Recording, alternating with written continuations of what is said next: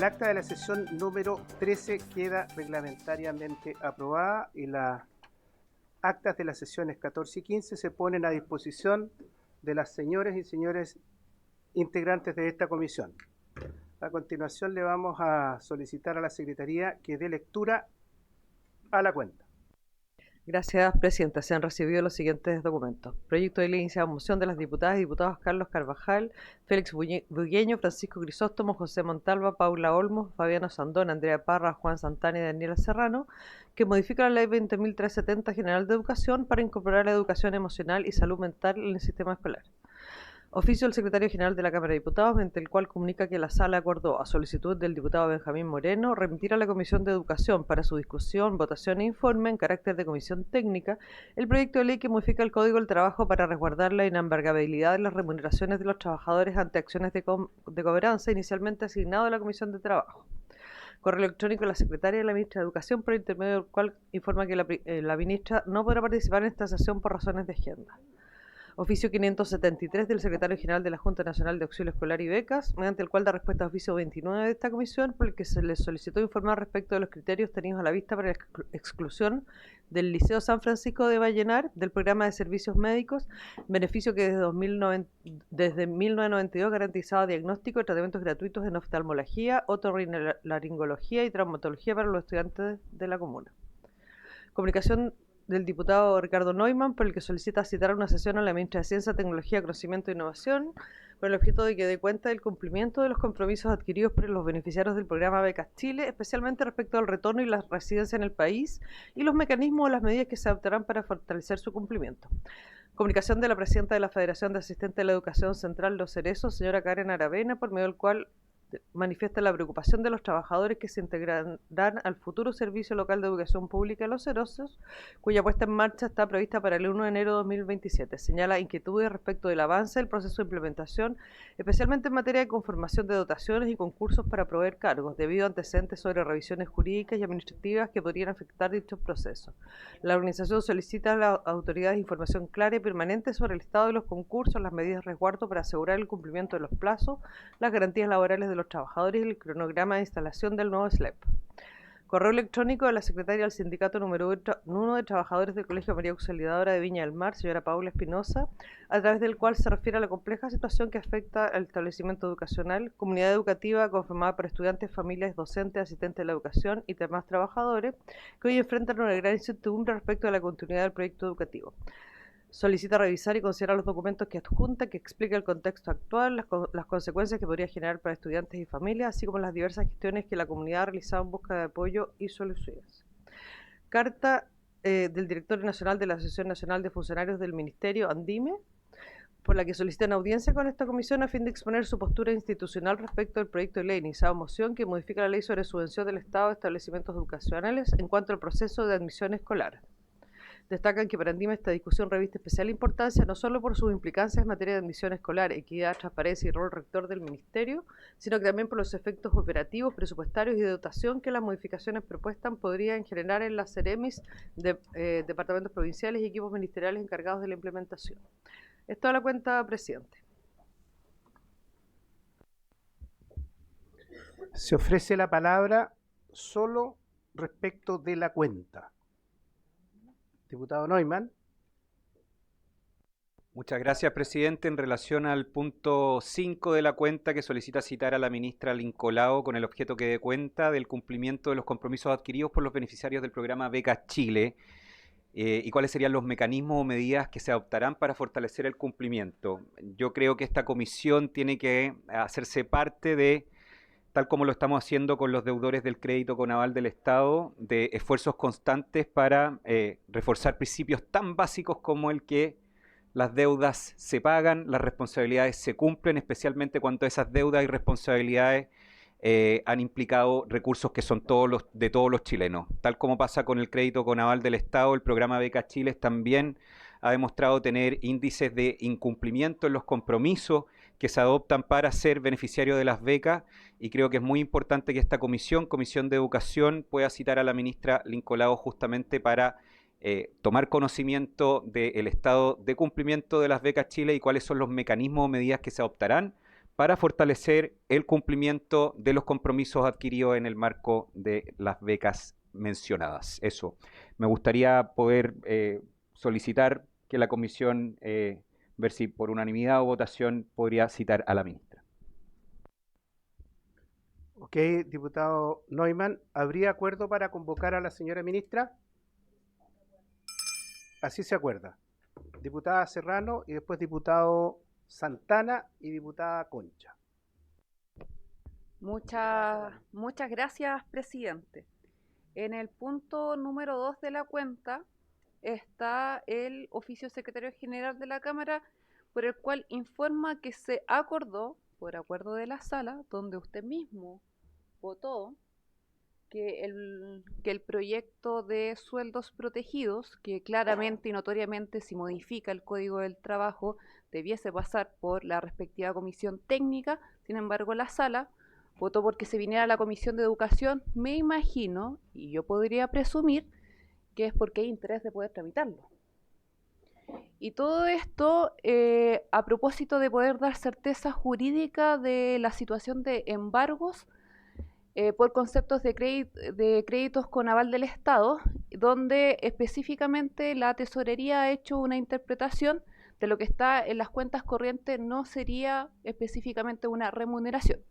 Entonces, si este proyecto hoy día está en la Comisión de Educación, y me imagino que muchos de los colegas que votaron porque se viniera a esta comisión estarían de acuerdo con tramitarlo, yo le solicito, presidente, que ponga sueldos protegidos en tabla.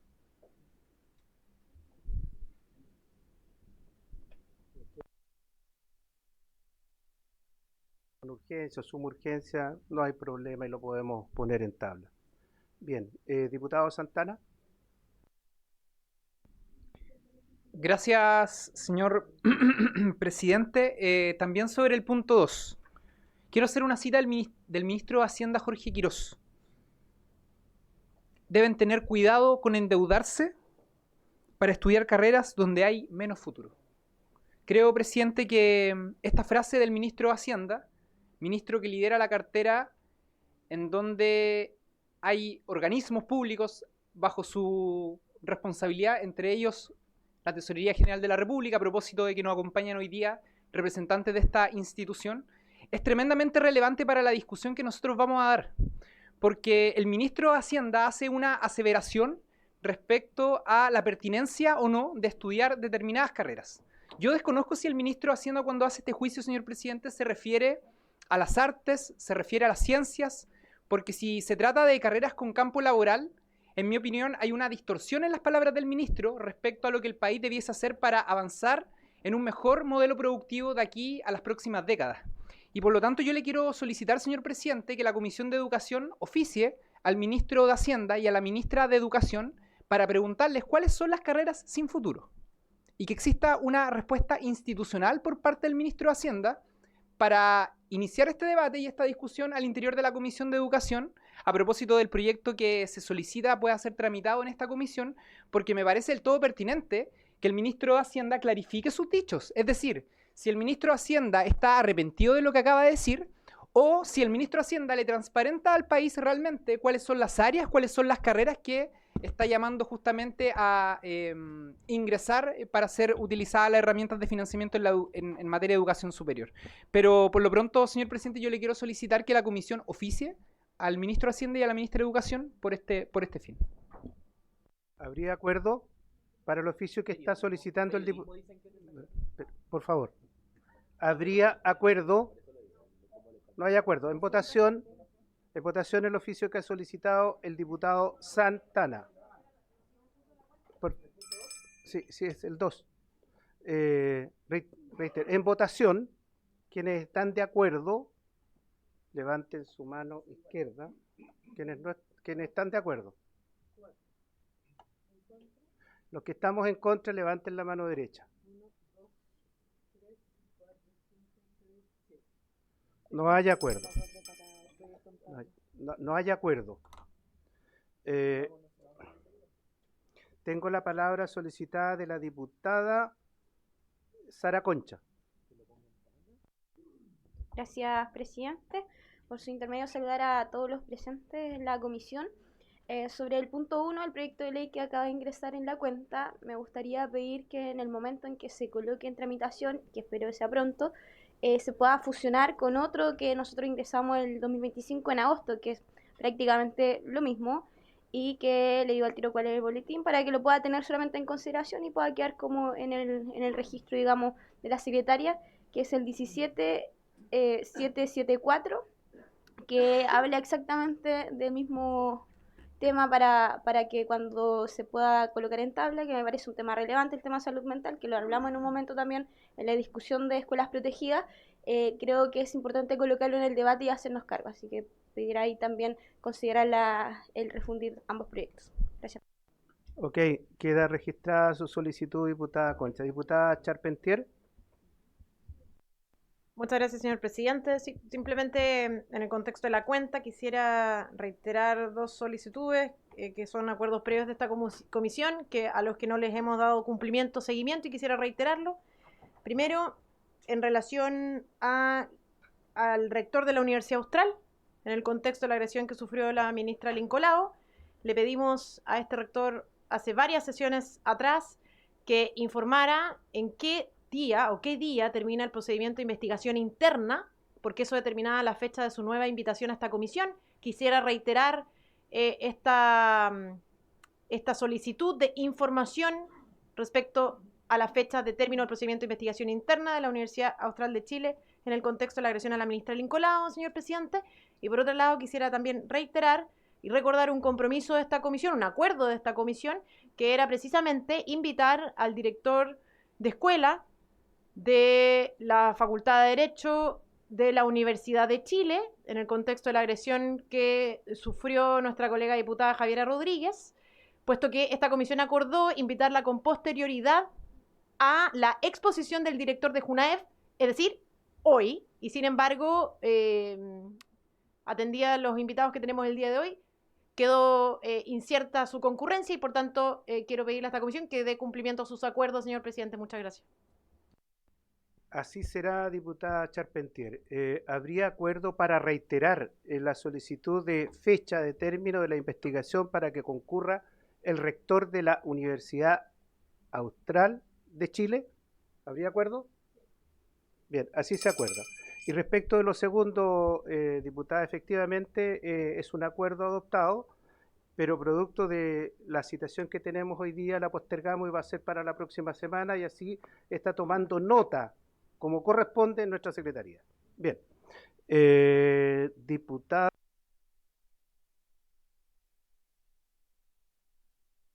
Muchas gracias, presidente. Saludar por su intermedio a la y los integrantes de la comisión. Bueno, primero un comentario, lamentar que la derecha valiente no quiera que sus ministros respondan por sus declaraciones. Por cierto, como decía el diputado Santana, vamos a insistir para que el ministro de Hacienda aclare.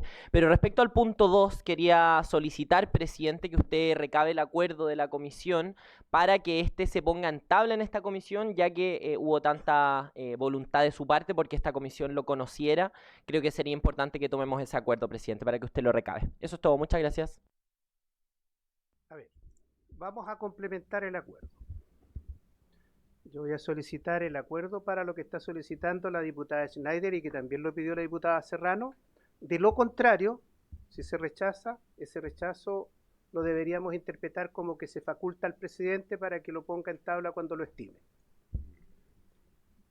¿Habría acuerdo para la solicitud que ha hecho la diputada Schneider? Que se ponga en tabla el proyecto. Pero, a ver, diputado. 5 diputados. Cuando les dé la palabra, ustedes pueden hacer uso de ella, de lo contrario no. ¿Habría acuerdo para la solicitud de la diputada Schneider para poner en tabla el proyecto que está en el número 2? Ya, quienes levanten la mano están de acuerdo con la propuesta de la diputada Schneider.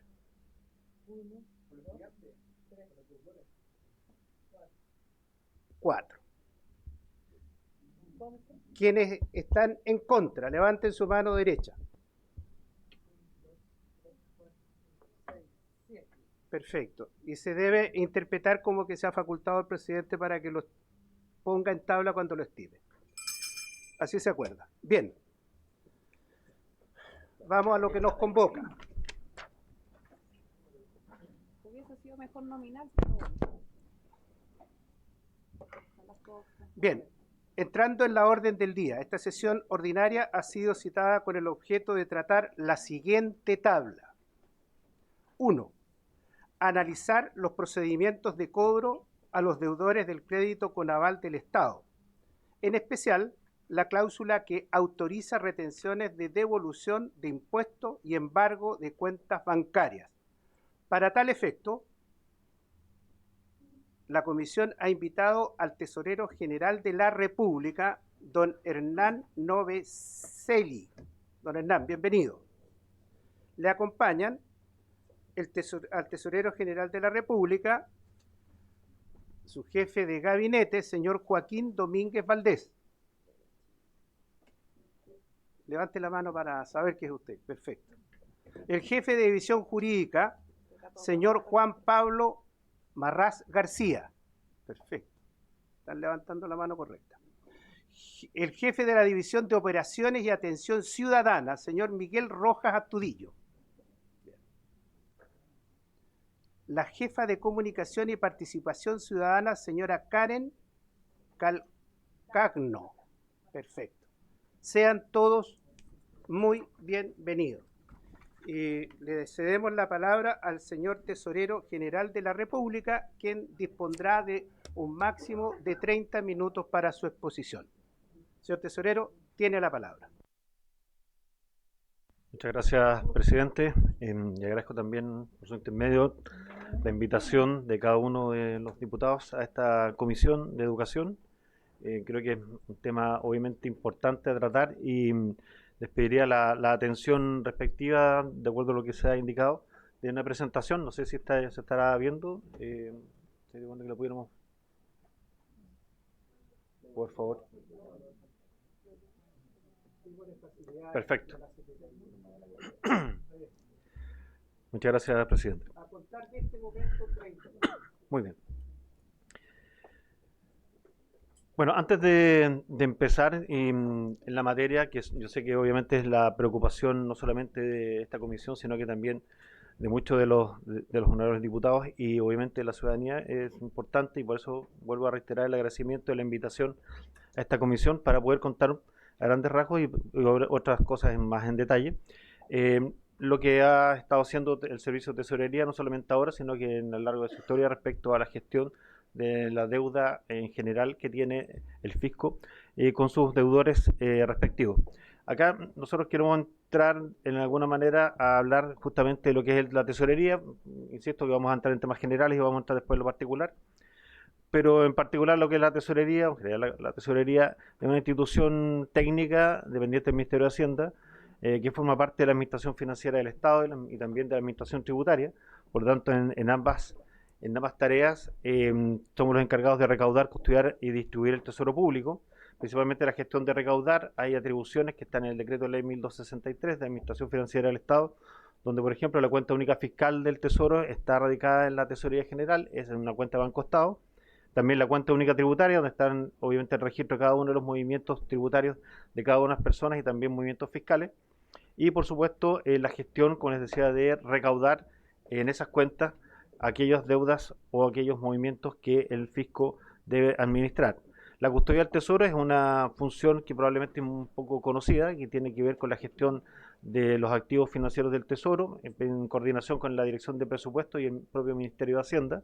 En particular, lo que hacemos es gestionar los saldos estacionales de caja, hacer obviamente las inversiones de estos saldos en el mercado de capitales, de acuerdo a lo que mandata la ley, y establecer obviamente la disponibilidad de recursos en el momento que se requiera para efecto del gasto presupuestario. Y esa es la materia justamente de la distribución, que tiene que ver con disponibilizar los recursos para fomentar la distribución de estos recursos, por ejemplo, a cada uno de los servicios públicos a través de los aportes fiscales del programa 05 del capítulo del Tesoro Público y, por supuesto, gestiones también de algunos fondos que son extrapresupuestarios, como más conocido como el Fondo Común Municipal, que también resguarda la transición de recursos a las municipalidades del país. En particular, el sustento normativo de la tesorería, creo que esto es importante, insisto, estamos viendo todavía el tema general, pero vamos a entrar a lo particular. El sustento normativo del decreto de ley 1263, donde es la centralización de los ingresos de pago del fisco, en que se establecen todos los mandatos legales que la Tesorería General, como parte de la Administración Financiera del Estado, está obligada a realizar. Asimismo, el mandato del Código del Tributario, que obviamente las acciones que no son supeditadas exclusivamente a la Tesorería General, sino que a la Administración Tributaria, como el Servicio de Impuestos Internos y también la Dirección Nacional de Aduanas y otros organismos competentes que tienen regulación también en ese código. Y el DFL1, que es más particular, de la Tesorería General de la República, que fija la ley orgánica y las atribuciones propiamente tal, de acuerdo al mandato del decreto de ley 1263. Asimismo, estamos mandatados dentro del Código Tributario para generar acciones, obviamente, de flexibilización y mitigación de aquellas deudas que existan con el Tesoro Público a través de una serie de herramientas que permiten hacer convenios de pago y también condonaciones en los casos correspondientes y, obviamente, en los casos que establezcan, por ejemplo, catástrofes nacionales o decretos excepcionales, también la Tesorería puede establecer convenios y condonaciones excepcionales distintas a las que están mandatadas por el Código Tributario. Por último, el cobro coactivo, que justamente es un pilar importante dentro de la gestión de la Administración Financiera del Estado, que tiene que ver con los procedimientos escalonados, de acuerdo al incumplimiento del pago de las deudas al fisco, generar las demandas y requerimientos de pago, notificación, entradas de embargo y retención de bienes cuando correspondiera y el respectivo remate, de acuerdo a estipulado obviamente por la norma correspondiente. Entonces, este es el marco legal de la gestión de la tesorería en términos obviamente generales, como les había dicho, y establece tanto necesidades propias de obligaciones y también de aspectos técnicos desde el punto de vista de la administración propiamente tal. Entrando en materia, no quería dejar pasar la oportunidad de ver el ámbito general de cuánto es la cifra general de la deuda acumulada a la fecha. Esta deuda, como lo vamos a ver más adelante, probablemente ustedes tienen total conocimiento, corresponde a aquella deuda que existe en el mercado, en la banca, que ha sido cobrada la garantía o ejecutada la garantía. Vamos a ver un ciclo que va a poder detallar mucho mejor cuál es ese ciclo del el recorrido o el tiempo que un alumno universitario o técnico profesional recorre para llegar posteriormente, en el caso de no pago, a una ejecución de la garantía con el Estado. Y esto es 4,1 billones, 4,1 millones de millones o casi 4.000 millones de dólares desde el punto de vista de los registros que están en nuestra cuenta única tributaria. Y esto implica más de 563.000 deudores a la fecha. Y para colocarlo en contexto en las cifras, que a veces uno se pierde en lo numérico, esto equivale más o menos a 10 hospitales de alta complejidad como el que se está construyendo en la Serena, y eso creo que evidencia claramente la complejidad del nivel de endeudamiento que existe y que tiene que gestionar la tesorería. El origen del crédito con aval del Estado, en esta comisión, por su intermedio, presidente, le menciona que efectivamente todos los diputados deben tener conocimiento claro del origen de este crédito, pero no es malo recordarlo, considerando que pudiera ser importante desde el punto de vista educativo para quienes observan. El CAE nace el año 2005 con una política pública diseñada para masificar el acceso a la educación superior, integra a la banca privada como financista y el Estado como aval. Y eso es un rol importante y clave dentro de esta estructura y sistema, considerando que el Estado actúa como garante del pago finalmente a la banca de esos créditos que probablemente en condiciones normales, como dice más adelante, no existirían avales y tampoco pasarían obviamente los niveles asociados a riesgo de la banca para permitir tener acceso a créditos que permitan el acceso a la educación. En particular, la ley 20.027, como todos obviamente la conocen, la institucionalidad tiene que ver con la comisión ingresa, que la ministra asigna el beneficio, y los créditos son en UF vía bancos comerciales con una tasa del 5,5 a 6% en su origen, rebajada el año 2012 al 2%. Desde el punto de vista del contexto histórico, también el Fondo Solidario, eso solamente para remarcar, Fondo Solidario solo para las universidades pertenecientes al CRUCH, estudiantes de universidades privadas, IP y CFT. Aquí no está indicado exactamente cuándo comienza a actuar la gratuidad, que obviamente entra a complementar la facilidad de acceso para personas obviamente de sectores más vulnerables a lo que es la educación superior.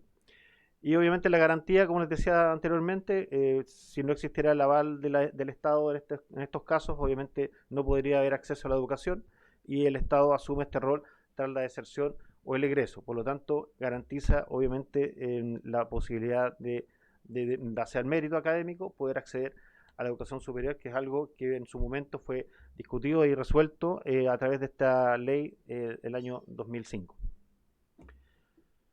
Aquí quiero mostrar un poquito en detalle la hoja de vida del CAE para que tengamos claridad sobre todo la temporalidad y los momentos que ocurren ciertas situaciones. El primer hito, que es la licitación, lo realiza a través de la Comisión Ingresa, en el cual obviamente se gestiona la licitación de tasas y de cartera, en el cual las instituciones financieras van a entregar este financiamiento requerido a las universidades o a los estudiantes para entregárselo a las universidades o instituciones de educación superior, que se realiza de manera anual. Y esta adjudicación del servicio tiene que ver con la administración propiamente tal de los créditos otorgados delegados a la entidad bancaria. Posteriormente hay un devengo de la obligación de pago, una vez que se cumple el periodo de 18 meses posterior a la fecha en que el estudiante egresa de la respectiva carrera. La ley establece en el artículo 38 la posibilidad o la factibilidad de que exista un periodo en el cual no se paga este crédito. Por lo tanto, el deudor acredita el estado de la cesantía en el caso correspondiente para poder extender ese periodo de carencia en 12 meses más. Este tiene que ver con el inciso tercero, artículo 40 del reglamento. El tercer hito de esta historia tiene que ver con la cobranza bancaria, porque una vez que se generan las acciones de no pago por parte del deudor, la cobranza bancaria se activa, una vez exigible el pago, y ante la mora, que es lo que hace la banca, en términos generales, después del incumplimiento del no pago de 4 cuotas consecutivas, se genera el agotamiento de la cobranza prejudicial y posteriormente la demanda ejecutiva de notificación por receptor judicial, oportunidad de reprogramación de deuda también que se le da a los respectivos alumnos que caen en esta morosidad.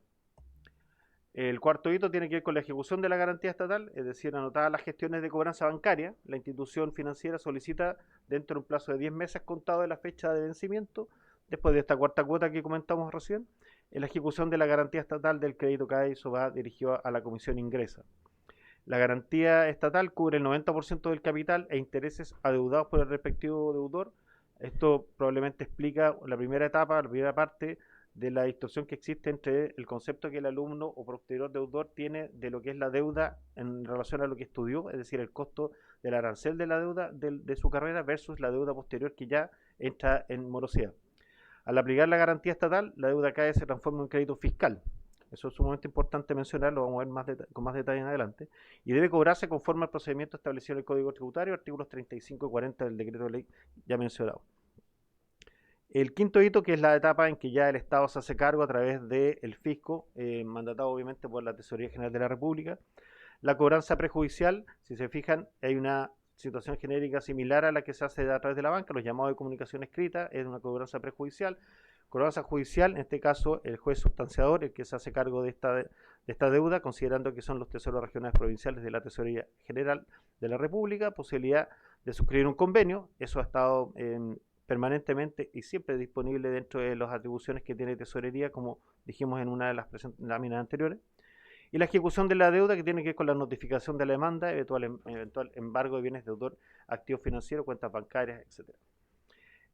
Aquí hay una excepción que lo vamos a ver un poquito más adelante con más detalle, que es justamente el punto que me imagino que es lo que queremos revisar con cada uno de ustedes, los diputados, por su intermedio, presidente. Esto resume el hito en general de este circuito o camino del deudor, en este caso originalmente un egresado de una carrera. Tienen 18 meses en el cual el crédito se vuelve exigible por parte de la banca, se puede postergar 2 veces consecutivas respecto a hasta 12 meses, con 6 meses cada una de las posibilidades de suspensión del cobro. Posteriormente empieza una mora inicial en el caso del no pago, hasta que se generan 4 cuotas impagas. Y a los 8 meses hay una presentación de parte del banco de la demanda ejecutiva a la Comisión Ingresa, y posteriormente a los 10 meses la solicitud del pago de la garantía. Tras la solicitud a la Comisión Ingresa, emite el certificado de 30 días y Tesorería General de la República, mandatada por el fisco obviamente, realiza el pago a la institución. Estos pagos no está dentro de la presentación, pero creo que lo han escuchado y lo saben perfectamente, y si no requieren más información lo podemos entregar posteriormente, presidente, respecto a los montos que ha el fisco entregado y pagado a la banca, que ha sido en promedio el último año cerca de 500 millones de dólares, según las estimaciones o las datas que tenemos registradas. Ahora, es importante en este punto determinar de que la sumatoria de los hitos que estamos mostrando puede llevar a que desde el egreso el deudor haya pasado hasta que la tesorería se hace de la deuda 46 meses. Esto es aproximadamente 4 años. Entonces estamos hablando de un alumno, un estudiante que egresa y 4 años después, no habiendo hecho ninguna gestión asociada a pago, solamente incluso la posibilidad de suspender en caso de cesantía, llega a tener actividad con la tesorería como acreedor de esa deuda. Y eso es un tema bastante importante porque ya 4 años desde el mes de egreso, obviamente se generan acciones propiamente tal del ingreso de las personas y profesionales al mercado laboral, que es un tema que obviamente no me compete, pero es interesante ver el plazo que ha corrido desde la fecha de egreso hasta el momento en que la tesorería ha hecho el pago de la garantía. Lo vamos a ver en una gráfica respecto justamente de alguna manera, en rangos etarios que existen de los deudores. En términos generales, hoy día, el CAE, esto lo puede obviamente verificar con información que tenemos de la Comisión Ingresa, personas estudiando es el 25% con CAE. Personas que están al día, es decir, ya egresados, pagándole al banco, 28%, y en mora, es decir, ya cartera ejecutada, en 47%. Hay un tránsito, obviamente, de las personas que están al día y van cayendo en mora, asociado a la cobranza, a la ejecución posterior de la garantía. Y desde ese punto de vista, el monto, los números que hablamos al principio, los 558.000 deudores que vimos al inicio, que son los que están en mora, son deudores morosos en la cartera de la tesorería, está estructurada de esta forma. Hay un grupo que hemos segmentado con mayor a 5 millones de ingresos, mayor a 3,5 millones, y el grupo más importante, que es prácticamente el 90% de los deudores, aquí no está el porcentaje, hay un error en la gráfica, pero menor a 1,5 millones de acuerdo a los ingresos, tiene que ver con el 90% de los deudores CAE, que están en tesorería. Aquí hay una radiografía que obviamente es importante porque no necesariamente es la data general de las personas que han tomado acá, sino que principalmente la cartera que tiene la tesorería hoy día en cobranza asociada a la morosidad. Si vemos principalmente esta curva, el 50% de los deudores se encuentran en un rango de 30 a 35 años, y si ampliamos un poco ese rango, el 70% de la deuda se concentra entre 29 y 37 años. Obviamente hay espacios y límites, pero entendemos de que en grupo minoritario menor a 27, 28 años, que son ya personas como vimos delante en el ciclo, que ya debían haber estado egresados. No estamos hablando aquí en ninguna parte de la presentación, presidente, lo que tiene que ver con los desertores, es una materia propia de la Comisión Ingresa y no necesariamente de la calidad de deudor, considerando su capacidad o calidad de estudiante. Por lo tanto, esta es la composición y los extremos del espectro que tienen que ver incluso personas menores a 25 años, es un porcentaje muy minoritario o mayores, obviamente, a 65. Pero este es un dato interesante respecto a que el 9,28% del total que tiene en rigor con 34 años tiene una deuda de 397.000 millones, lo cual es un monto importante, considerando que ya 34 años posteriormente al egreso pasarían a ser casi 10 años de egreso. ¿Cómo ha evolucionado la deuda? Es decir, esto implica de manera acumulada los montos que la tesorería o el fisco ha desembolsado para pagar las garantías ejecutadas por la banca. Hemos colocado algunos hitos puntuales, podrían ser varios más, dijimos, que pudieran determinar esta variación, pero principalmente el monto de la variación ha sido importante. Hay algunos hitos, obviamente, post-estallido social y pandemia, que generan y mueven la aguja, también lo que es la ley Chao-Decom. Y lo importante acá es que la deuda proyectada para el final del periodo de este año 2026 podría llegar incluso más de 4,4 billones, y esto es 1,1 puntos porcentuales del PIB. Estamos hablando de cifras importantes y que tienen que ver con un monto relevante respecto a lo que es la deuda general que tiene la tesorería en su cartera de morosidad. Hablamos de otro tipo de deudas y otro tipo también de deudores. Por lo tanto, creo que aquí amerita una interpretación también y por lo menos una proyección importante del comportamiento de la deuda, considerando que el modelo del sistema CAE sigue funcionando. Vamos a entrar a los aspectos legales, que yo creo que es lo más relevante, y es en base justamente a lo que se menciona respecto a cuáles los argumentos normativos que esta institución técnica tiene para efecto de proceder a su acción. Hay un procedimiento legal. Voy a acelerarme, presidente.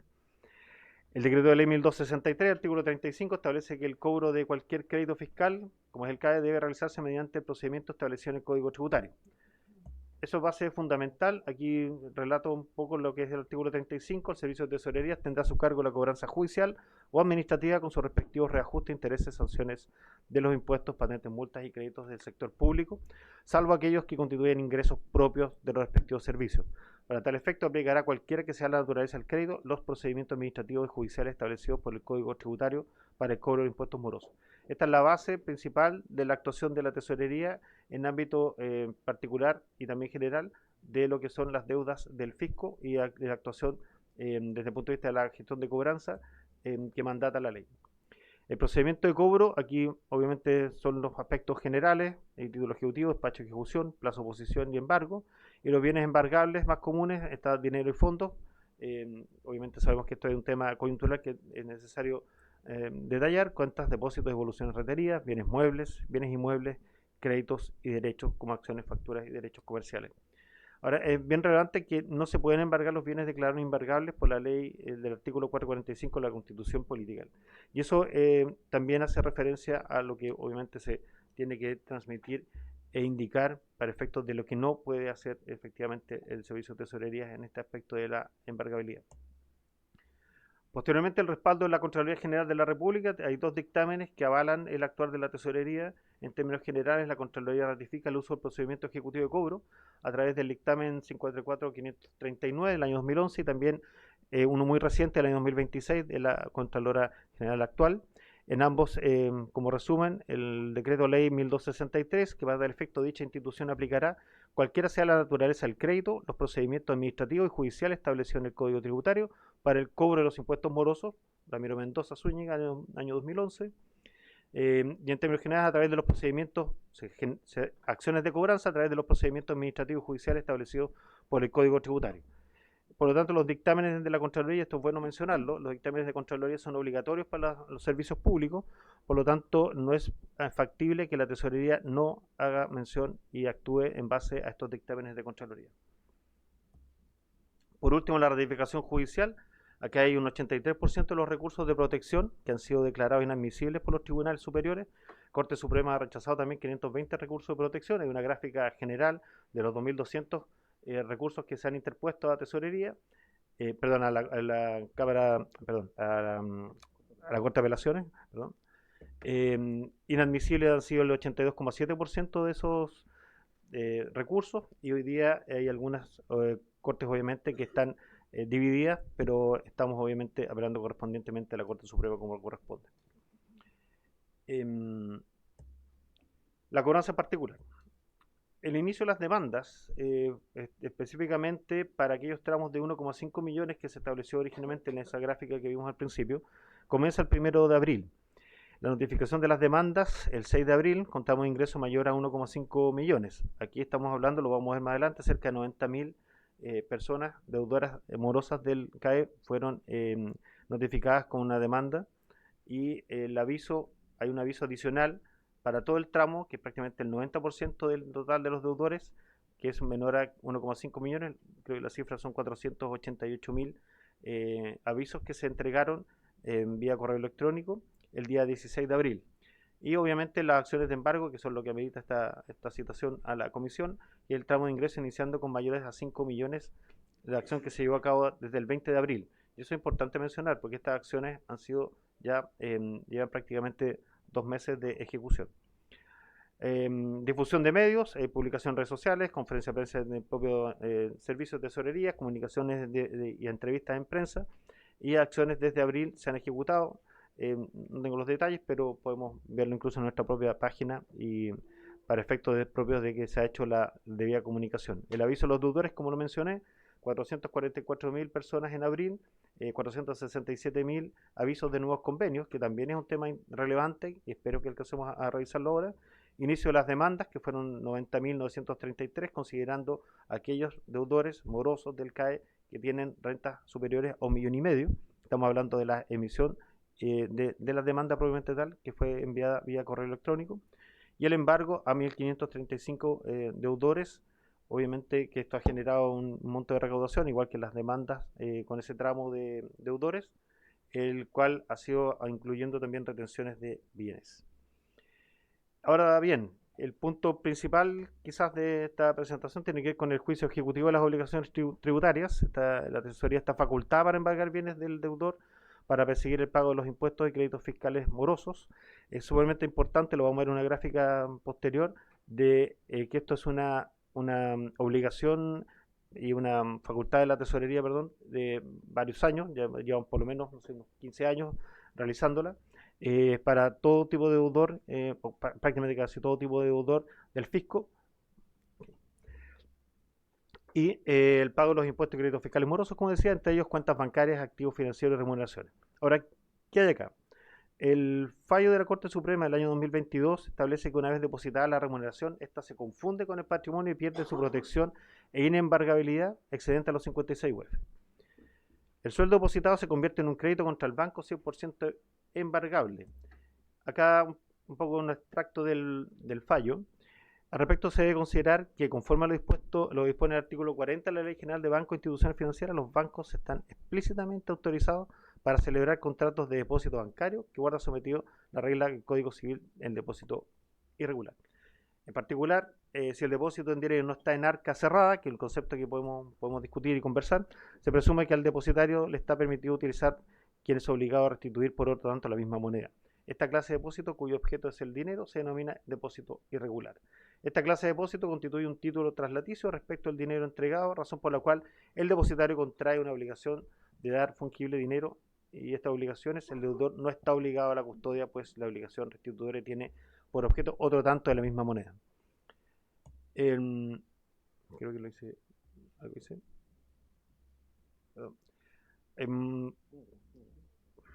Perdón. Sí, ahí me estaba saltando una parte importante de las excepciones que son muy limitadas. El embargo solo puede alzarse si se acredita fehacientemente que el monto es solo remuneración y no hubo confusión con otros fondos. Esto es obviamente un dictamen, perdón, un fallo de la Corte Suprema del año 2023. Entiendo que esto está bien. Bueno, la gestión de cobranza, bien rápido para cerrar. El número de deudores cae, dijimos 563.000, deudores demandados 90.000, 16%, y el número de deudores con embargo el 1,69%, asociado a 1.535 deudores. La difusión del CAE, las menciones que hemos hecho en prensa, publicación en redes sociales, etcétera. Hay algunos documentos ahí gráficos que dan cuenta de que hemos estado permanentemente en los medios para efecto de generar la información a los respectivos deudores. Hay una comparación respecto a la recaudación de 20.000 millones entre el año pasado versus 59 este año, y la recaudación total a la fecha, que implica 79.000 millones asociados a convenios. Aquí tenemos un número importante de convenios realizados este periodo, la compensación de operación renta, que va a los niveles similares a años anteriores, y la gestión de embargo, que es un monto obviamente menor dentro del total de la recaudación. Asimismo, lo que son los convenios, son 40.000 convenios suscritos el año 2026, con una recaudación de 26.600 millones. Y por último, para ir cerrando, las soluciones que hemos dado accesibles para los deudores tiene que ver con que el 81% de estos deudores puede tomar un convenio de pago con tan solo una UTM. A la fecha, más de 15.500 deudores lo han hecho, y eso es muy importante, porque una UTM son 70.500, casi 71.000 pesos. Considerando obviamente la situación económica de cada uno, eso podrá ser considerado un valor complejo o no, pero en general las facilidades son máximas, y también el pie tiene que ver también con las cuotas posteriores que están contingentes al ingreso. Y por lo tanto sabemos de que subiendo los tramos de remuneración o ingreso de entre 1 y 2 millones, hay un 10% de pie máximo con un tope de 1 millón, y en el caso de 2 a 5 millones, que es el tramo que puede generar convenio, que hoy día está demandado, entre 8%, el 8% del pie máximo con 1,5 millones de pie en tope. La renta mayor a 5 millones son el 0,33% de los deudores y no pueden optar a convenios. El comportamiento de los convenios, aquí está más o menos, nosotros estamos haciendo una especie de situación y no visualización del comportamiento previo de los convenios, porque hay que ser bien, comentar, presidente, que nosotros detectamos en algún momento que previo a la operación renta se generaban acciones de convenios a 12 meses en los cuales solamente se pagaban los pies y posteriormente inhibía las acciones de retención de la operación renta, de las devoluciones, y por lo tanto después no se pagaba ninguna cuota. Y eso claramente había una modalidad en la cual hacía ahí gestionada de que no pudiéramos retener para la recaudación del CAE esos recursos. Y eso obviamente se levantó justamente pensando en una actividad que no era correspondiente, considerando de que habían recursos importantes, como se vio ahí, cerca de 20.000 millones retenidos por efecto de la operación renta, es decir, personas que ya están en el mercado laboral, tienen actividad económica y obviamente permite y requiere que sean pagadas las deudas que se refieren al CAE. Entiendo, para finalizar, solamente un ejemplo: una persona que tiene un ingreso mensual menor a 1 millón hace un convenio y tiene una deuda de 6, casi 7 millones. El monto del convenio es de 2 millones, pero el pie es de 70.000 pesos, el valor de la cuota es 70.000 pesos también. Aquí queda en evidencia que una vez terminado el convenio, es obvio que con 24 cuotas con un pago mínimo es imposible que el saldo se pague, pero hay que considerar que originalmente los créditos que se tomaban con los pagarés en los bancos eran hasta 20 años y por lo tanto, si no ha sido pagado, esto debería considerar también plazos consecutivos que podrían generar también con un pago mínimo un pago final o amortización en un periodo que va a depender obviamente del ingreso de la persona y también de la deuda, que el nivel de deuda también es importante. Gracias, señor tesorero. Vamos a disponer de 20 minutos para consulta y 10 minutos para que pueda dar respuesta a aquellas consultas que hayan hecho los señores diputados. Tengo inscrita a la diputada Serrano en primer término. Después tengo anotado al diputado Barría y la diputada Schneider. Diputada Olmo. Ya me confundí. Diputado Barría.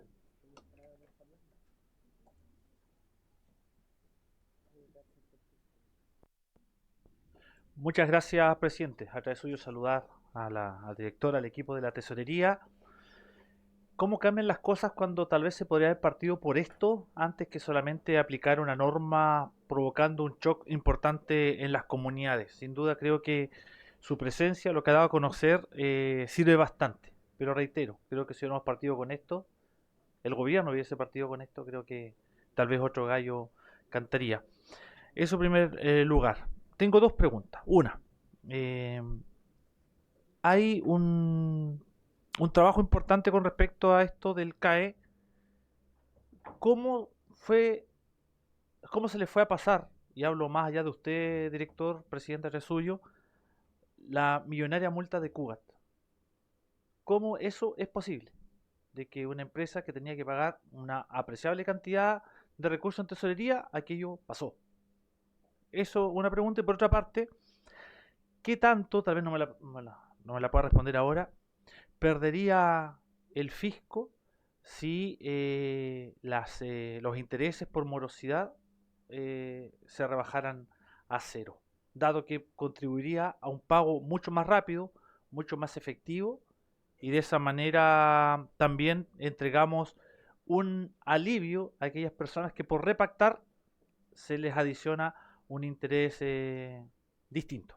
Muchas gracias, presidente. Muchas gracias a ustedes nuevamente. Gracias, diputado Barría. Les voy a solicitar que sean breves, por favor, para que todos alcancen a participar quienes tienen interés. Diputada. Presidente, muy breve. Muchas gracias por otorgarme la palabra. En el artículo 90 indica que un diputado que se sale de la cuestión sometida en el examen, usted como presidente está habilitado, por decirlo así, para llamarle la atención. Entonces le pediría que las intervenciones de los diputados tengan que ver solo con la cuestión sometida por la Tesorería General de la República y no con otros temas que no tienen que ver nada con lo que se ha expuesto durante esta presentación. Muchas gracias, presidente. Diputada, le agradezco la sugerencia. La tendré en consideración. Diputada Schneider o Serrano. Ahí me confundo. Responde reconocerlo. Breve, se los agradezco. Hoy quedé prendida, sí, secretario. Eso puede dificultar. Ah, no. No, yo estoy ahí viene. acá. Muchas gracias, presidente. Y bueno, saludar a la tesorería, que sin duda es muy importante tenerlos acá en este debate legislativo y también un debate que se ha tornado judicial muy importante y que creo que acá estamos llamados a dar certidumbre, sobre todo a los deudores y deudoras del CAE. Más allá de los juicios de valor que tengo con este crédito, que voy a aprovechar el tiempo porque podríamos hablar largamente de al menos lo que yo considero que no es una política pública exitosa. Creo que es importante ir despejando algunas dudas porque ustedes han sido el único canal oficial que hemos tenido como respuesta por parte del Ejecutivo principalmente, para darnos también respuesta a lo que significan los cobros. Y en ese sentido, principalmente preguntarle a la tesorería, primero se hizo una exposición bastante explicativa sobre los distintos tramos que en estos momentos se van a empezar a cobrar. O sea, se graficaba ya los mayores de 5 millones de pesos y en eso, por ejemplo, incluso hubo hasta diputados de la República que tuvieron que salir a hacer un convenio de pago. Después los 3.500.000 pesos. Ahora se habla específicamente de el más de los que ganan más de 1.500.000 pesos. Es decir, se inició la demanda, la notificación de la demanda, el aviso a los deudores y después viene el embargo.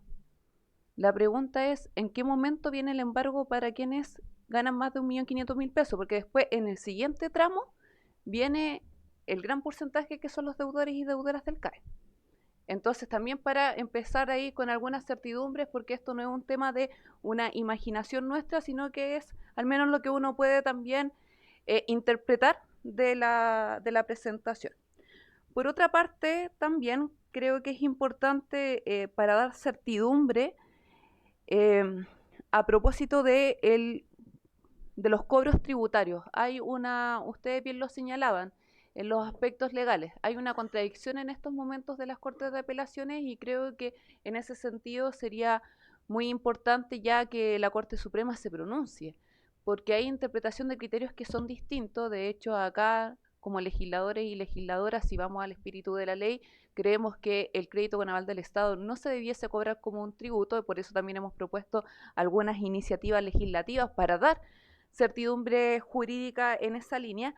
Sin embargo, nada de esto, de los fundamentos legales que ustedes han manifestado acá, corresponde a la ley de cumplimiento tributario.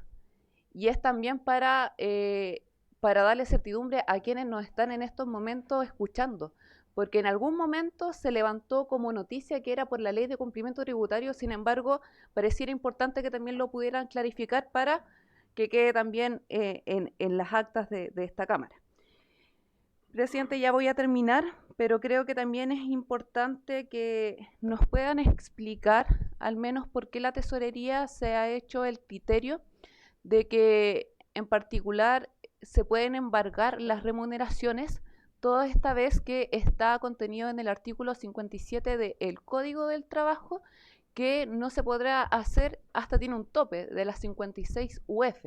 Sin embargo, también ya conocemos respuestas, resoluciones de la tesorería que habla específicamente de lo fungible que es el dinero y a propósito que ya está en una cuenta de ahorro, que eso sí se podría embargar. Entonces, ahí también es importante que podamos tener ahí una respuesta de ustedes, porque esto también se lo vamos a preguntar a la Dirección del Trabajo. Y solamente como una última pregunta que creo que también es importante que se grafique bien. Si nosotros vemos todos los antecedentes legales y estando de acuerdo o no con la forma que está hoy día procediendo la Tesorería General de la República, esto se podría haber cobrado antes. Entonces acá hay una decisión política detrás. Y hay una decisión del ministro Quirós.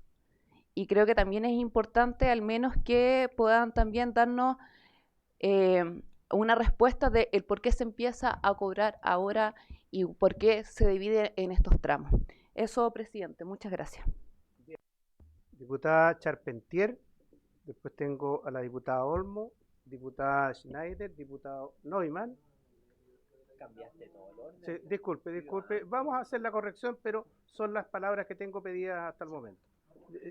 Diputada Charpentier, por favor.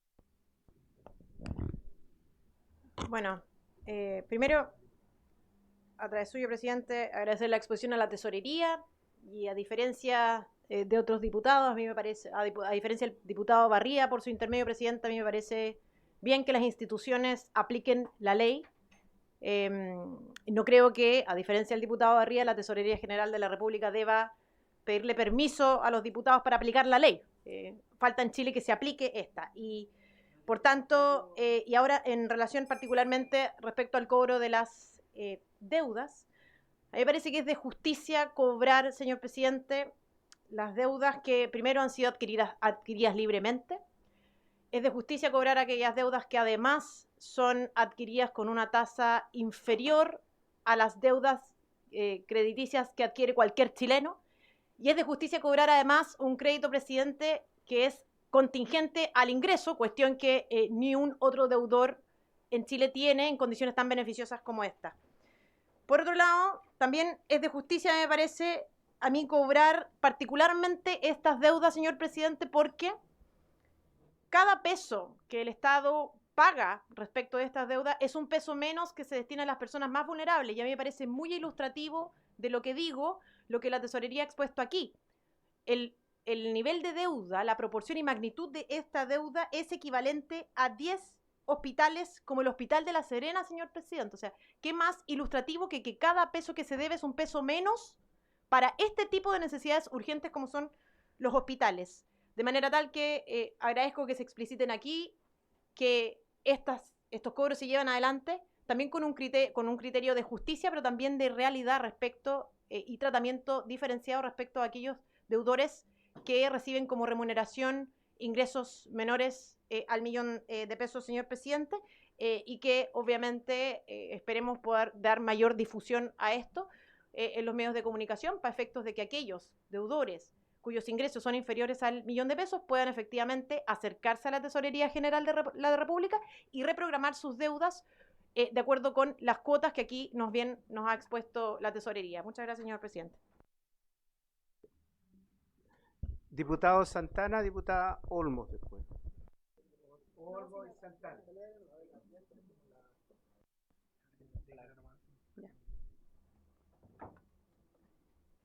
Por su intermedio, señor presidente, saludar a todos los presentes. Presidente, quiero plantearle una situación que refleja el drama que viven miles de familias en Chile producto del CAE. Patricio Brunas Páez, quien autorizó compartir su caso de la región de Atacama, a la cual represento, egresado de Derecho, debía cerca de 5 millones de pesos y hoy enfrenta una deuda que supera los 11 millones y medio.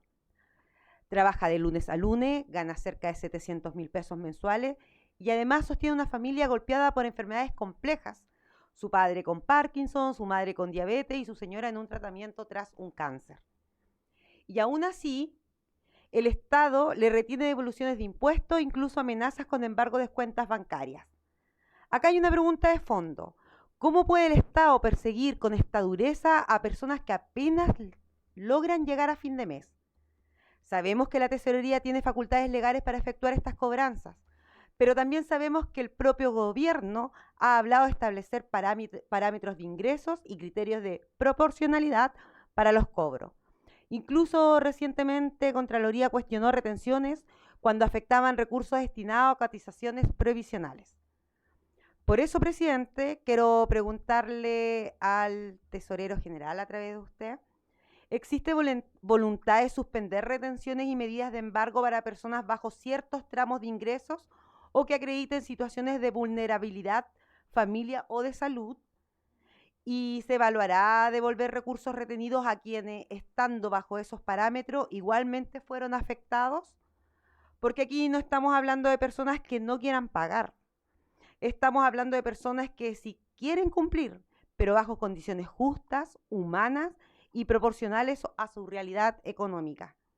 Lo razonable sería avanzar mediante medidas administrativas y de rápida implementación, en convenios automáticos según nivel de ingresos, suspensión temporal de embargos para sectores vulnerables y mecanismos reales de repactación que permitan pagar sin condenar financieramente a las familias. Eso sería. Gracias, diputado. Le reitero que sean breves, por favor. Diputado Santana.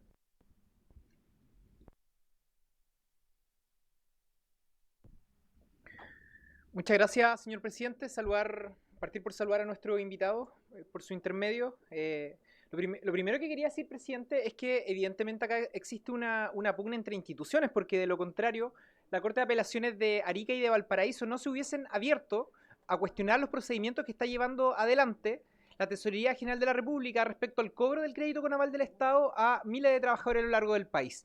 Quiero señalar, además, que no por nada el Tribunal Constitucional pidió explicaciones a la Corte Suprema por no respetar una solicitud de suspensión del procedimiento. Esto apareció el día de ayer en la prensa. Es decir, el TC pidió que se suspendiera un procedimiento por una presentación que se hizo en una corte de la comuna de Rancagua, y la Corte Suprema derechamente no obedeció la solicitud que hizo el Tribunal Constitucional.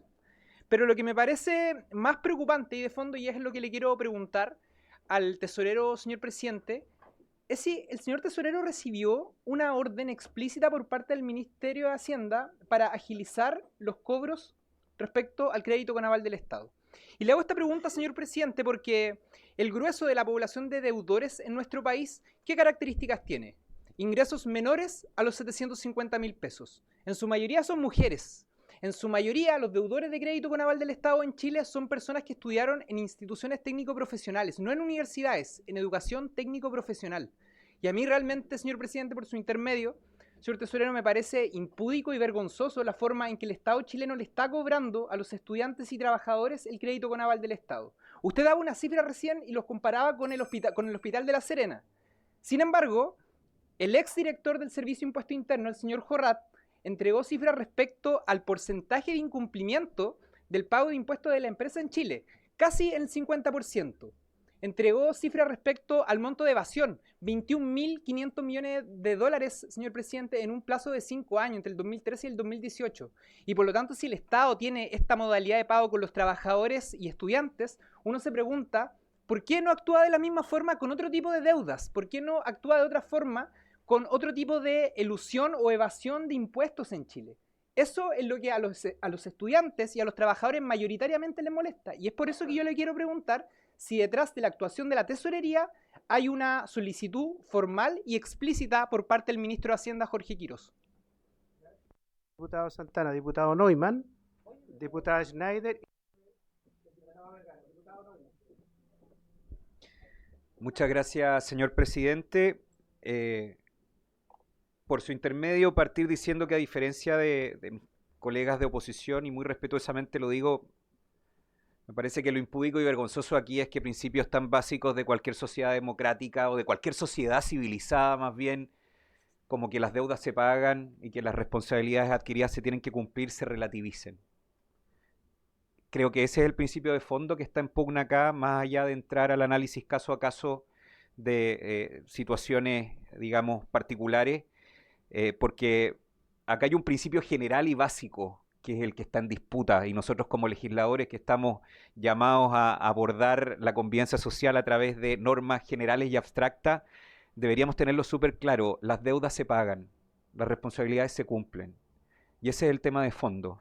Y por lo mismo mi pregunta, señor tesorero, por su intermedio, presidente, agradeciendo su presencia y la claridad de su exposición, es que nos pueda ayudar a confirmar si efectivamente aquí las señales de relativización de la deuda, las señales derechamente de condonación irresponsable que dio Gabriel Boric en relación al CAE, que solo entre diciembre del 2021 y marzo de 2022 aumentaron 9 puntos la morosidad, si hay una relación de causalidad entre la morosidad y ese tipo de falsas expectativas que generó el gobierno de Gabriel Boric en relación a la condonación, y a contrario sensu, el que ahora efectivamente se esté cobrando la deuda, que efectivamente a través de los distintos mecanismos de recaudación la Tesorería General de la República esté cumpliendo un principio básico, que las deudas se pagan.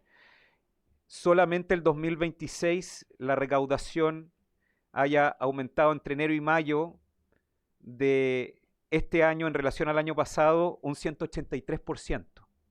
Entonces, volver a reiterar la pregunta, señor tesorero, por su intermedio, presidente, la relación de causalidad que existe entre las señales de condonación y el aumento de la morosidad por consecuencia con justamente las señales que se han dado este año, en donde si se cobra, se recauda más. Eso, muchas gracias. Gracias, diputado Neumann. Diputada Schneider.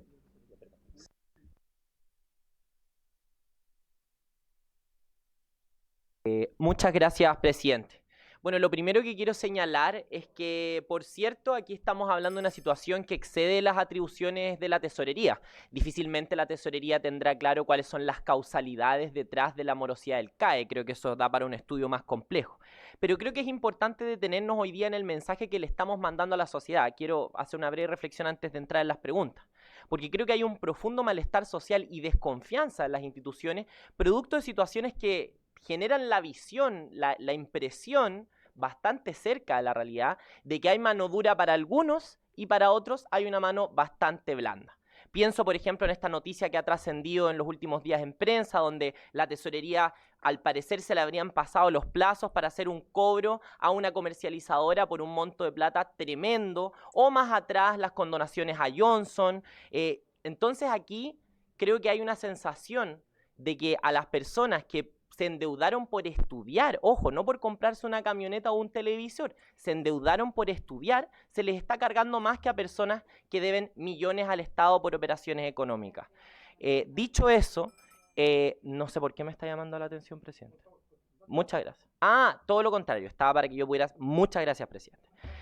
Hay una promesa social detrás del CAE que fue defraudada efectivamente, porque el Estado de Chile le prometió a esos jóvenes un mejor futuro. Le prometió a esos jóvenes salir adelante, tener un estándar mejor de vida que su familia. Y eso se defraudó, no se cumplió. El Estado de Chile finalmente lo que le dejó fue una pesada mochila de deuda y no encontrar pega porque el mercado laboral no daba precisamente para las estimaciones originales del CAE, lo que terminó siendo en realidad. Tal como decía anteriormente el diputado Santana, aquí estamos hablando de personas que en su mayoría, más de la mitad, ganan menos de 750.000 pesos.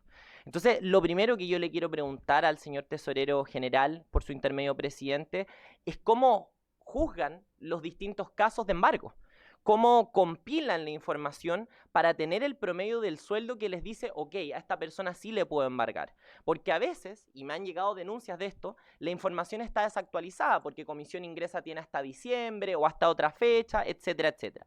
Además, creo que hay un problema de información y me gustaría si usted, señor tesorero, por su intermedio presidente, puede aclararlo, porque el primero el gobierno partió diciendo esto es así, a gente que gana 5 millones de pesos. Ya, ok. Después, 3,5 millones.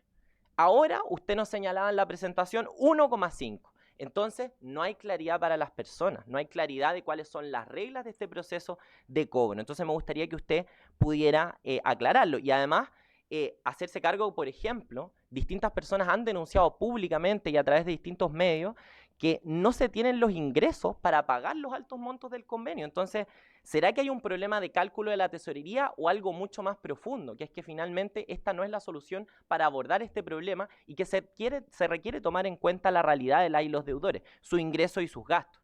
Me gustaría preguntarle también al señor tesorero por qué hay una resolución específica con normativa para el cobro de las y los deudores del CAE a propósito de las condiciones de pago y no ocurre así en otras deudas fiscales. ¿Por qué particularmente con esto? Además, bueno, ya lo expresaba por su intermedio presidente la diputada Serrano, hay serias dudas respecto a la legalidad de esto, pero yo no me quiero detener ahí. Me quiero detener en 3 elementos para ir cerrando, presidente. Lo primero, creo que en una comisión que estábamos tratando este tema también se hablaba de que habían alrededor de 30.000 convenios de pago suscritos, más o menos, en números gruesos. Estamos hablando, y en su misma presentación salía, de que hay más de 500.000 personas en estado de pago. Y mi siguiente pregunta es, ¿a ustedes les parece que este es un mecanismo de cobro eficiente? Porque yo creo que este no es el camino ni para hacerse cargo del problema de recaudación fiscal que genera la morosidad, que es real, ni tampoco del abuso y de el defraudar una promesa que supone el CAE para las familias chilenas. Yo me quiero detener en 2 cosas, presidente. Primero, a propósito de lo que señalaba la diputada Serrano respecto a quienes aluden a la ley de cumplimiento tributario para señalar, y creo que lo vi en una declaración de la tesorería, por eso también lo puntualizo, de que por la ley de cumplimiento tributario sería que estos cobros se habilitan.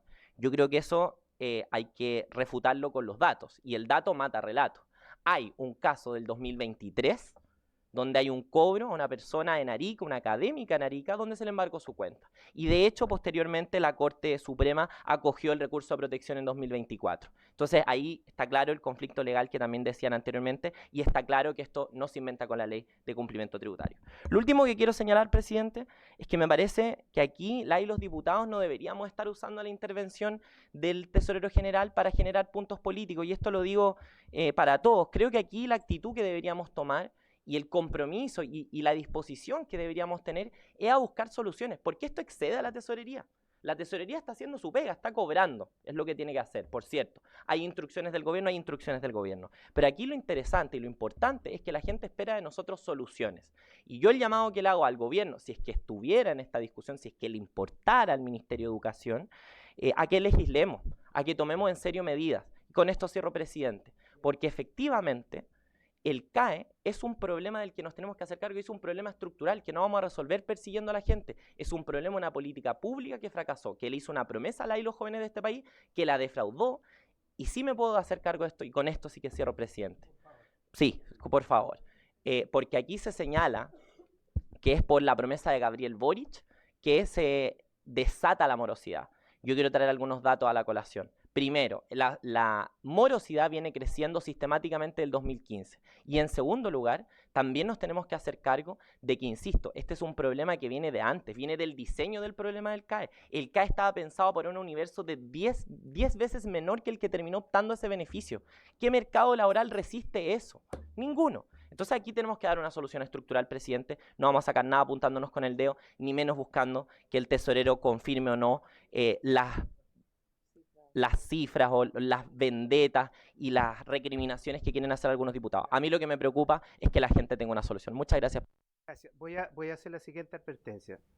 Hasta las 4:30 íbamos a tener al señor tesorero. Si no tenemos tiempo para responder, señor tesorero, le solicitaría que dé respuesta por escrito, por favor. Diputado Vergara y diputado Pardo, y ahí cerramos y le vamos a dar los minutos que queden hasta las 4:30. Diputado Vergara. Muy cortito, ya. Gracias, presidente. Bueno, a través de su intermedio, felicitar por la presentación de la Tesorería General de la República. Bueno, es muy importante siempre aclarar algo, ¿eh? Los datos matan relato, y esta presentación está muy clara y contundente con lo que se argumentó. La cobranza fue previamente avisada, la cobranza fue previamente acordada con algunos que llegaron, la gran mayoría llegó a los famosos acuerdos con la tesorería, pero hay un mea culpa que debe hacer el gobierno anterior. Aquí está el gráfico, no lo estoy inventando. Desde el 2017 se marca una tendencia que es bastante estable con respecto a la morosidad, pero si el 2021 empieza con fuerza, y eso no cabe duda que hay dos factores que no podemos evitar, que tenemos que decir. El aviso de la condonación del CAE por la entrada del presidente anterior, donde Gabriel Boric anuncia a todo Chile que va a condonar. Y eso está claro, y aquí se refleja que la curva se dispara en el 2021, y hay otro mea culpa que debe hacer el gobierno anterior, que no hizo nada, absolutamente nada, por el desarrollo económico del país. Y aquí los deudores no tienen color político, ni de izquierda ni de derecha. Aquí hay gente de derecha que debe. Y debe porque las condiciones económicas fueron realmente un desastre con el gobierno anterior. Cuesta mucho pagar las deudas son dolorosas. Más aún esta medida de la tesorería es una medida dolorosa, pero las deudas hay que pagarlas. Las deudas hay que llegar al término de, porque si no llegamos a las cifras que son 4,4 billones de pesos, es lo que significa el día de hoy. Y vuelvo a reiterar, y esto se dispara desde el 2021. Una deuda comprometida que iba a pagar el gobierno anterior, el que iba a condonar, y no lo hizo, y las deficiencias económicas que no crecimos más allá del 2% durante 4 o 5 años. Un desastre. Muchas gracias, presidente. Para diputado Pardo, breve, por favor. Brevísimo, presidente. Primero, por su intermedio, el diputado Santana, son muchos los pymes, pequeños comerciantes que experimentan lo mismo que han experimentado hoy día los deudores del CAE. Es una facultad que tiene la tesorería. A mí en lo personal no me gusta, pero existe. Y por lo tanto, creo que plantear las cosas en términos de que esto es cargarle la mano a unos y hacer la mención como nunca, como siempre, a los súper ricos y todo eso, creo que no viene al caso. Tenemos que enfocarnos en las soluciones. Mi pregunta concreta es, no sé si alguien la preguntó antes porque estoy participando simultáneamente en otra comisión, cuáles son los parámetros bajo los cuales la tesorería está otorgando y qué tipo de facilidades. Hay mucha gente que quiere pagar, que el hecho de descubrir que las falsas promesas no son ciertas y que hay que pagar, los tiene motivados, pero creo que el tema de la facilidad es relevante para que puedan hacerlo. Gracias, presidente.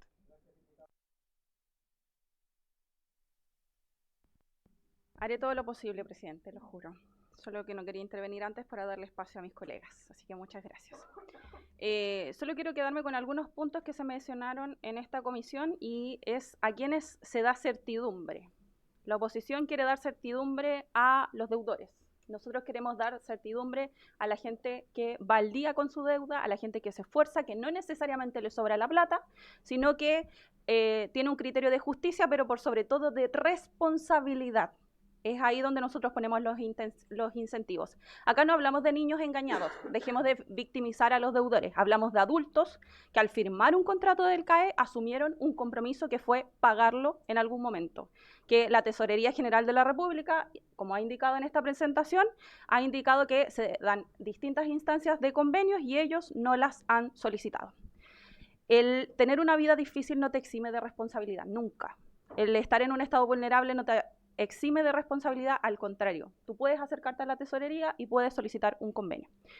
No podemos olvidar que la mayoría decidió, después del gobierno de Gabriel Boric, según los antecedentes entregados, según esta gráfica que se menciona, que se muestra, que es evidente que decidieron voluntariamente dejar de pagar por su intermedio, presidente. Y por su intermedio quiero decirle a los diputados aquí presentes que la primera promesa del CAE no nos defraudó a todos, y me incluyo. Como estudiante que estudió con el CAE, a mí no me defraudó el CAE. Al contrario, estoy profundamente agradecida con el CAE porque gracias a eso pude estudiar, gracias a eso pude ser la primera profesional de mi familia, y no siempre fui una diputada de la República. Siempre fui una persona que, como ustedes dicen, de clase media, que decidió estudiar, que asumió una deuda y siempre la pagó. Por eso estoy profundamente agradecida. Y para terminar, la diferencia es que nosotros buscamos soluciones profundas e importantes, pero para todos los chilenos, para esos chilenos de esfuerzo que se sacrifican, que pagan y cumplen sus compromisos. Es ahí la gran diferencia entre la oposición y nosotros. ¿A qué grupo apoyamos? Y yo, como diputada, debo decir que estoy apoyando a la gran mayoría. Solo quiero terminar.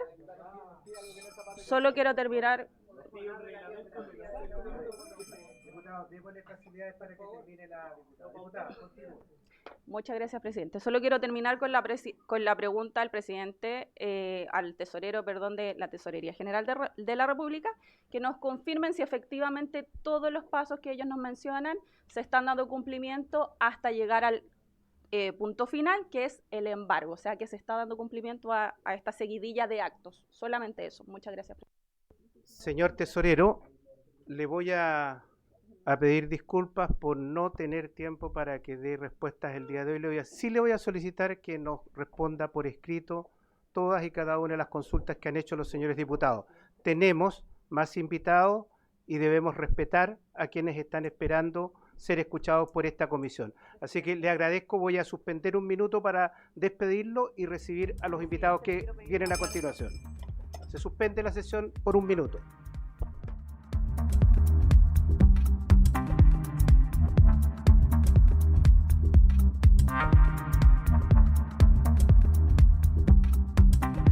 Reanuda la sesión.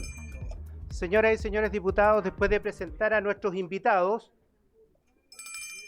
diputado Barría, diputada Concha, después de presentar a nuestros invitados y el tema que nos van a presentar, creo que muchos van a entender el por qué había que darles esta oportunidad y suspender la exposición de nuestros invitados anteriores. El drama que están viviendo estos apoderados y han solicitado ser escuchados por los integrantes de esta comisión, y yo los invito y los convoco a que pongamos atención respecto del drama que están viviendo. Dicho eso, como segundo punto, tenemos en tabla recibir en audiencia a la directiva del sindicato número 1 de trabajadores del Colegio María Auxiliadora de Viña del Mar, quienes expondrán sobre la grave situación que actualmente enfrenta la comunidad educativa, con el objeto de buscar soluciones que permitan resguardar los derechos de los estudiantes y sus familias y los trabajadores del establecimiento. Se encuentran presentes, y les voy a solicitar que levanten su mano cuando yo los presente, y si es posible a la derecha, la presidenta, la señora Catalina Velázquez González. Bienvenida, presidenta. La señora tesorera Jessica Fuentes Silva. Bienvenida, Jessica. La secretaria, la señora Paula Espinosa Vargas. Y el presidente regional del Colegio de Profesores de Valparaíso y Aconcagua, señor Francisco Rodríguez Arancibia. Sean todos muy bienvenidos. Disponemos exactamente de 29 minutos. Les solicito que hagan su exposición y finalmente hagan la solicitud respecto de lo que esperan de esta comisión. Dejo entonces a la señora Catalina Velázquez. Catalina tiene la palabra.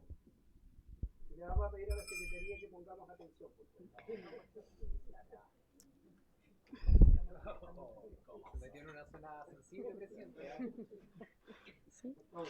Señor presidente de la Comisión de Educación de la Cámara de Diputados y Diputados, honorable diputado Sergio Badavilla Muñoz, y por su intermedio, honorables diputadas y diputados integrantes de esta comisión.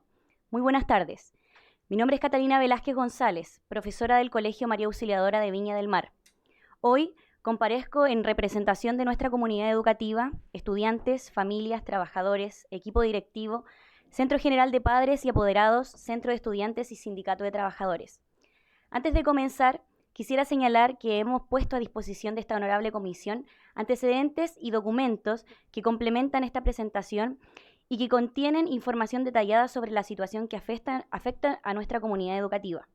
Agradecemos sinceramente la oportunidad de exponer ante ustedes una realidad que hoy amenaza la continuidad de una institución que ha sido parte de la historia educativa de Viña del Mar durante 93 años.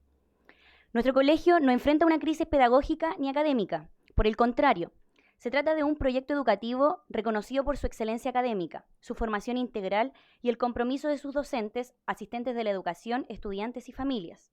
Durante décadas ha formado a generaciones de niños, niñas y jóvenes, constituyéndose en una institución profundamente arraigada en la historia y el desarrollo educativo de nuestra ciudad. Sin embargo, hoy enfrentamos la posibilidad real de desaparecer debido a circunstancias administrativas y financieras ajenas a la labor educativa desarrollada por nuestra comunidad. La crisis tiene su origen en la administración de la antigua sostenedora, quien además ejercía como rectora del establecimiento. Como consecuencia de graves irregularidades detectadas por la Superintendencia de Educación, se resolvió revocar el reconocimiento oficial del colegio a partir del año 2027 y se inhabilitó de manera perpetua a la ex sostenedora para ejercer funciones relacionadas con la administración de establecimientos educacionales. A ello se suma la pérdida del inmueble donde actualmente funciona el colegio, producto de una prolongada situación contractual y financiera que culminó con la recuperación judicial del terreno por parte de sus propietarios. Actualmente la Superintendencia de Educación ha designado un sostenedor provisional cuyo mandato se extiende hasta febrero del 2027, con el objetivo de garantizar el funcionamiento del establecimiento y resguardar el derecho de la educación de nuestros estudiantes mientras se define su futuro. La propia designación de un sostenedor provisional demuestra que el Estado ha reconocido la necesidad de proteger a esta comunidad educativa y resguardar el derecho a la educación de nuestros estudiantes. Por ello, creemos que ese esfuerzo no puede concluir únicamente con el cierre del establecimiento, sino que debe traducirse también en la búsqueda activa de alternativas que permitan dar continuidad a un proyecto educativo que sigue vigente. Cuenta con estudiantes, trabajadores comprometidos y el respaldo de sus familias. Sin embargo, queremos enfatizar un aspecto fundamental. El Colegio María Auxiliadora no está cerrando porque haya fracasado como proyecto educativo. Por el contrario, sigue siendo una institución valorada por sus familias y reconocida por la calidad de su trabajo educativo. La matrícula del establecimiento alcanzó los 832 estudiantes durante el año 2025. Actualmente, contamos con aproximadamente 615 alumnos. Esta disminución no responde a una pérdida de confianza en el proyecto educativo, sino a la incertidumbre generada por la posibilidad de cierre. Muchas familias tomaron la difícil decisión de trasladar a sus hijos a otros establecimientos para asegurar la continuidad de sus estudios. Como comunidad educativa, estamos convencidos de que si este proyecto pudiera continuar bajo una administración estable y en un espacio adecuado para funcionar, muchas de esas familias volverían a confiar en nuestra institución y podríamos recuperar progresivamente la matrícula que históricamente nos ha caracterizado. Por eso, creemos que es importante señalar que hoy no está en riesgo un proyecto educativo fracasado.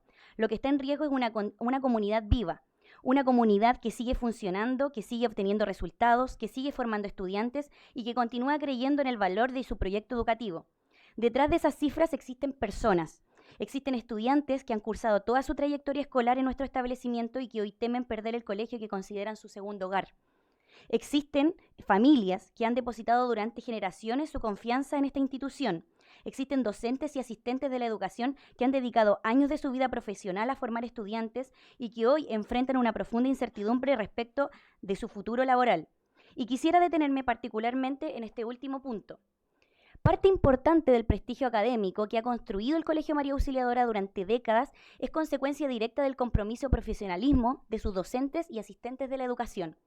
Hoy, esos mismos profesionales enfrentan un escenario extremadamente complejo. Muchos deberán someterse por primera vez a procesos de evaluación docente en medio de una incertidumbre profunda respecto de su continuidad laboral y del futuro mismo de la institución en la que han desarrollado gran parte de su trayectoria. A pesar de ello, continúan cumpliendo diariamente con su labor, sosteniendo el funcionamiento del establecimiento y entregando a sus estudiantes la estabilidad que ellos mismos muchas veces no tienen. Más de 615 estudiantes y sus familias junto a decenas de trabajadores se ven directamente afectados por esta situación. Como comunidad educativa hemos realizado múltiples gestiones, hemos sostenido reuniones con autoridades, parlamentarios, organismos públicos, diversas instituciones, hemos buscado alternativas y generado espacios de diálogo porque creemos firmemente que este proyecto merece una oportunidad de continuar. Asimismo, contamos con el respaldo de nuestras familias, del Centro General de Padres y Apoderados, del Centro de Estudiantes, de diversas organizaciones sociales y educativas que han manifestado su preocupación por el futuro de nuestro establecimiento y del Colegio de Profesores de Chile, representado por el Regional de Valparaíso y Aconcagua, quienes han expresado formalmente su apoyo a la defensa de nuestra comunidad educativa y de sus trabajadores. Nos resistimos a creer que la única respuesta posible para una comunidad educativa de 93 años sea el cierre. Nos resistimos a pensar que el esfuerzo de generaciones de estudiantes, familias y docentes termine simplemente con una reubicación administrativa. Creemos que cuando existe una comunidad comprometida, un proyecto educativo vigente, familias que siguen creyendo en él y estudiantes que desean permanecer en su colegio, el país debe ser capaz de buscar alternativas antes de permitir su desaparición. Por ello acudimos hoy a esta honorable comisión. No venimos únicamente a exponer un problema, venimos a solicitar apoyo. Creemos que el Estado, como garante de derecho de educación, no puede permanecer indiferente frente a la desaparición de una comunidad educativa durante 93 años que ha contribuido al desarrollo educativo para Viña del Mar y el país. Respetuosamente solicitamos que esta comisión pueda colaborar en la articulación de actores públicos y privados, promover instancias de diálogos y contribuir a la búsqueda de alternativas que permitan preservar este proyecto educativo y evitar el cierre de una institución que aún tiene mucho que aportar. Esta solicitud se vuelve aún más urgente considerando que hoy existen otros establecimientos educacionales que enfrentan situaciones similares. Contamos con antecedentes de colegios que se encuentran en procesos de cierre, producto de la disminución sostenida de su matrícula, como ocurre en el Colegio Crisol. Estos casos demuestran que el problema trasciende a una sola comunidad educativa y que exige respuestas que permitan resguardar el derecho a la educación, la continuidad de las trayectorias escolares y la estabilidad laboral de los trabajadores de la educación. Por ello, creemos que resulta indispensable explorar alternativas concretas de continuidad, entre ellas la posibilidad de reubicar o trasladar estudiantes y comunidades educativas hacia establecimientos que mantienen vigente su reconocimiento oficial y su RBD, aprovechando infraestructura disponible y capacidades ya existentes dentro del sistema educativo. Lo que hoy parece un cierre de un colegio también puede transformarse en una oportunidad para fortalecer proyectos educativos vigentes y dar continuidad a comunidades que aún tienen mucho que aportar. Si el Estado ha considerado necesario intervenir para proteger esta comunidad educativa durante el periodo de transición, creemos también resulta razonable explorar todas las alternativas disponibles que permitan preservar su continuidad. No pedimos un trato excepcional, pedimos que se evalúen soluciones que resguarden el derecho a la educación, la estabilidad de los trabajadores y el valor de un proyecto educativo que ha servido a Viña del Mar durante 93 años. Nuestra preocupación es aún mayor porque el tiempo para encontrar soluciones es limitado. Durante las próximas semanas deberán adoptarse decisiones que definirán el futuro de nuestra comunidad educativa y hasta ahora no existe una alternativa concreta que garantice su continuidad. Señor presidente, honorables diputadas y diputados, hoy no estamos intentando salvar únicamente un establecimiento educacional, estamos intentando preservar una comunidad construida durante 93 años, una historia compartida por generaciones de familias y un proyecto educativo que sigue demostrando su valor día a día. Quizás la pregunta más importante que hoy debemos hacernos no es cómo llegamos a esta situación. Esa respuesta deberá ser entregada por las instituciones correspondientes. La verdadera pregunta es otra. ¿Permitiremos que una comunidad educativa de 93 años desaparezca teniendo todavía estudiantes, familias, trabajadores y un proyecto educativo que sigue demostrando su valor? Nosotros creemos que aún existe una oportunidad para evitarlo. Nuestro colegio tiene historia, tiene estudiantes, tiene familia, tiene trabajadores comprometidos, tiene prestigio académico, tiene identidad y tiene un futuro. Creemos que esa oportunidad existe. Existen alternativas que merecen ser analizadas y que podrían permitir la continuidad de comunidades educativas que siguen plenamente vigentes. Para ello se requiere voluntad institucional, coordinación entre los distintos actores involucrados y la convicción de que la solución no puede ser simplemente cerrar un colegio. Todavía existen caminos posibles para resguardar a sus estudiantes, trabajadores y familias. Lo único que hoy necesita es una oportunidad para continuar. Muchas gracias. Gracias, señora presidenta. ¿Alguno o alguna quiere agregar algo más? Por favor. Muy buenas tardes. A mí me gustaría aportar que el colegio tiene excelencia académica, es un colegio valorado en la comunidad de Viña del Mar, tiene resultados en sus pruebas estandarizadas por sobre la media y por eso mismo consideramos que sea escuchada esta carta que escribimos y exponemos en este momento. Honorable presidente, como apoderadas, somos las 3 apoderadas del colegio, las que representamos al sindicato, y además trabajadoras de este, nos duele mucho, en realidad, haber golpeado tantas puertas y no encontrar una mano que nos pueda rescatar. Lo que nosotros estamos pidiendo hoy es que estos honorables nos puedan escuchar y puedan representar la voz de esta comunidad, que no está en la UCI, como nos dijeron en algún momento, pero hasta los pacientes más graves pueden salir de ahí con el cuidado, con la ayuda y con la protección.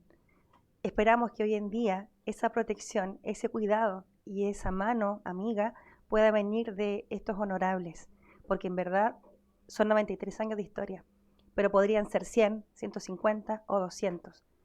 Eso va a depender de ustedes el día de hoy. Esperamos, por favor, que nos puedan ayudar. Presidente del Colegio de Profesores, por favor, tiene la palabra. Muchas gracias. Buenas tardes, señor presidente de esta honorable comisión. Como Colegio de Profesoras y Profesores de la región de Valparaíso y Aconcagua, queremos plantear que este es un problema educativo, pero también es un problema humano. Las víctimas no son las personas que han hecho, y disculpen la expresión, malos negocios, valiéndose del tema de la educación. Las víctimas son los estudiantes, las familias, las comunidades que ve cercenado su derecho a la educación. Y acompañamos a nuestras colegas del Sindicato de Trabajadoras y Trabajadores del colegio, que han acudido a todas las instancias correspondientes pidiendo que el Estado ejerza su responsabilidad. Creemos que el cierre de un establecimiento educacional es una herida al país, no solo a esos miembros de la comunidad. Habiendo alternativas concretas, posibles, factibles de utilizar, creemos que no puede decirse que se cierra simplemente, porque como dije anteriormente, aquí habría un perjuicio muchísimo mayor que la solución que sí está al alcance de muchos si es que existe buena voluntad. Gracias, presidente. Gracias, señor presidente, presidenta, integrantes de la directiva.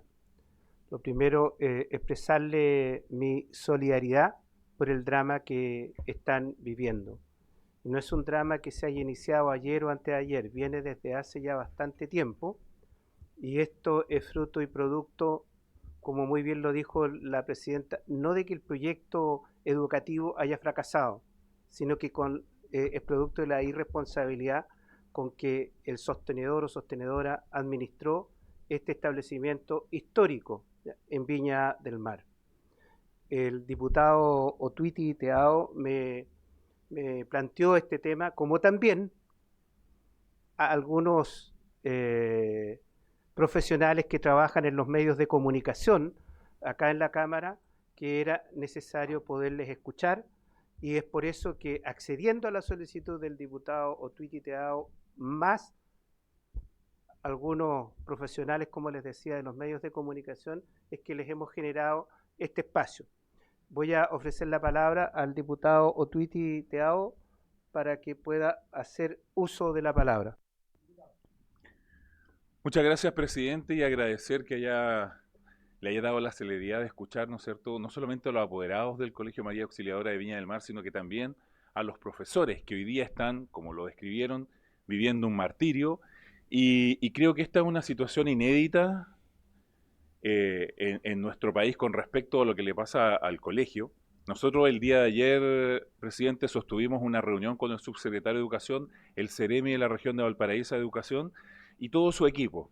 Y justamente fuimos a exponer lo que decimos en este momento. Lamentablemente llegamos al final, cuando ya no se puede hacer más, que esa fue la respuesta que nos dieron que nos dio el subsecretario. Yo pedí una audiencia a la ministra me derivó con el subsecretario y junto a un grupo de apoderados, alumnos y quienes están presentes, fuimos a hablar con el subsecretario. Ahí le agradecí que nos recibiera principalmente porque obviamente ellos están clarísimos de que el colegio no sigue y estábamos buscando alguna alternativa. Y dentro de esas alternativas, presidente, la información que nos entrega el subsecretario es que justamente el CEREMI de la región de Valparaíso de Educación va en una primera instancia a realizar distintas reuniones para primero obtener cupos disponibles en otros colegios para poder ir reubicando a los alumnos. Estamos hablando de 700 alumnos.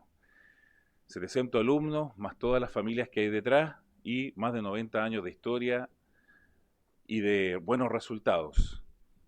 Esas reuniones ya le estamos tratando de fijar fecha, pero yo en un momento le voy a pedir varios oficios que vamos a tener, presidente. Dentro de lo que se habló ahí también, habló una alumna del colegio y lo que están viviendo los mismos alumnos, no solamente los de cuarto medio, sino que en realidad cuando ellos se enteran de que este colegio no va a continuar, el ambiente en el colegio, presidente, es con una moral baja, de desánimo, de desaires, ¿por qué no lo podemos decir? Casi entrando a una depresión. Y es por eso que le voy a pedir el acuerdo a esta comisión que podamos oficiar. Yo ya lo hice, ya oficié desde mi oficina parlamentaria a la ministra de Salud para que ella pueda cubrir, ¿no es cierto?, y entregarles al colegio, a los alumnados, y por qué no también decirlo, a los mismos profesores, porque son profesores que también van a quedar sin trabajo a diciembre o febrero del próximo año, de poder entregarles de una u otra manera apoyo psicológico con respecto a lo que están viviendo. Vuelvo a repetir, si no me equivoco, esta es una situación inédita, y como es una situación inédita y no vamos a volver atrás porque no se puede, porque la ley no lo permite, es necesario activar lo que justamente no hay, que es el acompañamiento de la comunidad escolar, el acompañamiento también a los profesores con respecto a esta situación. Quiero que no se me quede nada afuera. Hoy día, bueno, con la presencia, ¿no es cierto?, de los apoderados y del presidente del Colegio de Profesores también, porque tenemos profesores acá, nos hemos encontrado de manera informal, ¿no es cierto?, con el subsecretario, el cual se abrió a una oportunidad, y esa oportunidad es que hay un colegio que no, lamentablemente está por cerrar porque no tiene matrículas, no tiene alumnos, y podría ser una oportunidad para que justamente este colegio, los 700 alumnos se puedan trasladar, pero ahí viene todo un proceso que hay que seguir trabajando, ¿no es cierto?, en distintas audiencias para que se pueda abrir primero la solución a esta comunidad escolar de que vuelva, ¿no es cierto?, a mantener, que se mantenga unida, pero además también para los profesores que puedan seguir trabajando y manteniendo, ¿no es cierto?, las relaciones que tienen con esos alumnos. Es algo que vamos a seguir trabajando y que vamos a realizar las distintas audiencias con la comunidad escolar, con los profesores y con quien sea necesario para avanzar en una buena noticia dentro de esta tremenda y lapidaria noticia que ha recibido el colegio. Dentro de eso, presidente, disculpe que me explaye un poquito más, pero la verdad es que cuando uno ve el dolor de la comunidad escolar, de los apoderados y los profesores, creo que hay que darle toda la atención necesaria. Parte de las actividades o de las acciones que debemos realizar también es que no existe, y esto lo propongo a la Comisión de Educación, presidente, cuando hemos llegado al último ratio de la ley, cuando lamentablemente el privado ha fallado con respecto, ¿no es cierto?, al pago de un arriendo y lamentablemente le han quitado todo para que el colegio siga funcionando, la ley tiene una falla, que es no acompaña a las comunidades escolares, ni tampoco acompaña a los profesores. Cuando uno analiza esta situación, uno dice, se acabó, y se acabó todo. Y es así de duro. Y lamentablemente no hay un acompañamiento con respecto a eso. Yo le quiero hablar, por ejemplo, de lo que sucede con el administrador provisional, con respecto a que él entrega informes mensuales de la matrícula del colegio para ver si es que llegan a fin de año. Cuando le pido esta ayuda, ¿no es cierto?, a la ministra de Salud para que acompañe en términos psicológicos a los profesores, a la comunidad escolar, es porque justamente mes a mes le están entregando un informe de si es que llegan a fin de año. Y la pregunta que nos hacemos es, ¿y si en septiembre tenemos una fuga de apoderados porque no se mantiene la matrícula y no da para llegar a fin de año? ¿Qué hacemos con los 700 alumnos? ¿Qué hacemos con esa comunidad escolar que además ya está estresada tratando de buscar matrícula para el próximo año para sus alumnos? Y es por eso que yo me quiero tomar y quiero pedir, ¿por qué no?, oficiar al presidente de la República que tome este caso excepcional y que él también pueda hacer algo. O por lo menos garantizar y asegurar que los chicos van a llegar hasta fin de año y que van a terminar el colegio en diciembre. Como le vuelvo a repetir, nosotros también vamos a hacer oficio a la Superintendencia de Educación, porque en otra tanda vamos a ver por qué falló esto, qué sucedió, por qué los privados, lamentablemente en este momento, tienen así a este colegio. Y yo ya le encargué, ¿no es cierto?, a través de un oficio a la Superintendencia de Educación, que son nuevos, que nos informen en detalle, algo así para que no se vuelva a repetir, presidente. Diputado Otuiti, Teao, diputado Vergara y después la diputada Serrano. Y finalmente el diputado Barría, tengo entendido que es usted, ¿ya? Y el diputado Verdugo también, ¿ya? Diputado Vergara, brevemente, por favor. Ok, brevemente, gracias, presidente. No, esto es para que se entienda a nivel nacional. Esta es la cruda realidad que le toca vivir al mundo privado. Porque cuando ustedes ven los números de los colegios que nosotros generalmente queremos representar, porque nosotros tenemos que representar al mundo de la educación en Chile en general, el mundo público, las deudas crecen, las deudas pasan y pasan y pasan y no quebran, no terminan, no se cierran. El mundo público, pero el mundo privado tiene esta cruda realidad de la realidad que vive prácticamente la gran mayoría de Chile. Podría también omitir mis opiniones. Yo soy un diputado del Distrito 14, prácticamente no es el territorio al cual represento, pero es la educación de chilenos. Son 615 familias que hoy día lo representan y una historia tremenda, 93 años de vida de un colegio. Yo quisiera oficiar, o sea, que pudiéramos oficiar a la Superintendencia de Educación, que nos dé un diagnóstico del por qué ocurre este tema. Porque, claro, ni Dios lo quiera, haya sido el cambio de la última reforma educacional, que a los colegios prácticamente los deja en un deterioro económico importante y a lo mejor no logran generar lo que en el fondo a los colegios públicos nunca les pasa. Los colegios públicos nunca quiebran y nunca cierran. Eso, presidente, muchas gracias. Gracias, diputado Vergara. Diputada Serrano, diputado Vergara y diputado Verdugo. Muchas gracias, presidente. Bueno, saludarles a esta importante comisión que tiene que resolver graves problemas, sobre todo cuando hablamos en materia de financiamiento. A mí me alegra que el diputado Twitty haya tenido buenas gestiones con el subsecretario, que puedan también buscar una solución definitiva. Yo creo que eso es importante, que no quede solo un acuerdo de palabra, que nosotros podamos hacerle seguimiento. Y por tanto yo le sugiero, presidente, y por favor lo podamos, me imagino que todos vamos a estar de acuerdo, pero que hagamos también una citación al subsecretario para hablar de la figura de los administradores provisionales, porque tenemos una asignación de recursos que sale desde el Ministerio de Educación para estos casos que son de contingencia y que lamentablemente, y para informar a esta comisión, no se da por una animadversión al sector privado. De hecho, también está sucediendo en el sector público. Más los administradores en términos municipales. Hay 3 comunas intervenidas justamente por aquello. Y en estos momentos las asignaciones presupuestarias de la DIPRES no estarían llegando a fin de mes para cubrir las necesidades y las obligaciones que tienen las comunidades educativas. Entonces, yo me gustaría ser extensivo, que pudiésemos también, junto con hacerle seguimiento a este caso, que pudiésemos ver el financiamiento que están teniendo todos los administradores provisionales a lo largo de Chile, ya sea de establecimientos educacionales privados subvencionados o también de las reparticiones públicas. Eso, siguiente, si puede recabar el acuerdo, muchas gracias. Gracias, diputada Serrano. Diputado, al final lo vamos a hacer. Diputado Barría, breve. Muchas gracias, presidente. No se preocupe, yo no le pauteo.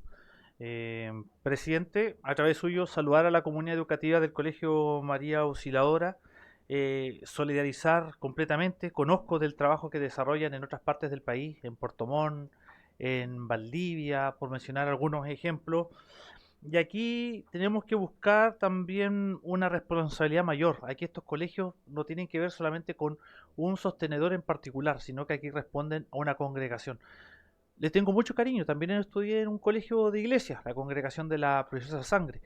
Y en este caso similar, tenemos que ser capaces y pedirle a través de los oficios que van a la superintendencia, porque no podría ser que un colegio se mantenga y otros tengan cifras azules o sigan perdurando. Aquí tiene que haber una mirada de que estos colegios tienen de otra manera cómo complementar o solventar los gastos, las inversiones necesarias, porque insisto, no se trata de un colegio, se tratan de varios colegios, y aquí el mandato que en su momento recibieron estas fundaciones, o mejor dicho, congregaciones, es que efectivamente educar no tiene que ver con un negocio, porque son además instituciones de carácter religioso, tienen que ver con el ánimo de cumplir con una misión fundacional, institucional y también de carácter cristiana. Si hubo errores, busquemos la manera de apoyarlo, pero tenemos que hacer todo lo posible para enviar un mensaje claro a aquellas personas que dirigen esto, que una institución educativa no tiene que ver con un apéndice de decir, ¿saben qué? Acá anda muy bien, esta la cerramos. Más aún, cuando tienen matrícula, cuando tienen también los recursos del Estado y que se debió por una mala administración. No tiene que ver aquí con otro elemento ni pedagógico ni de violencia escolar, sino que una mala administración, las consecuencias se siguen arrastrando. Toda nuestra solidaridad y me sumo a los oficios respectivos. Muchas gracias. Gracias, diputado Barría. Vamos a prolongar por 10 minutos para escuchar 2 intervenciones más y tomar los acuerdos. Diputado Verdugo. Gracias, presidente. La verdad que con los antecedentes que ustedes nos han expuesto aquí es difícil, digamos, proponer algunas soluciones. Pero primero aclarar, ¿pertenecen a la congregación de las monjas de María Auxiliadora? Perdón, una pregunta. Honorable, en este momento el colegio en un momento sí dependía de la congregación, estaba en comodato, pero ahora está con una administradora que era la antigua Fundación Santa María Mazzarello. Ya no pertenecemos a la congregación.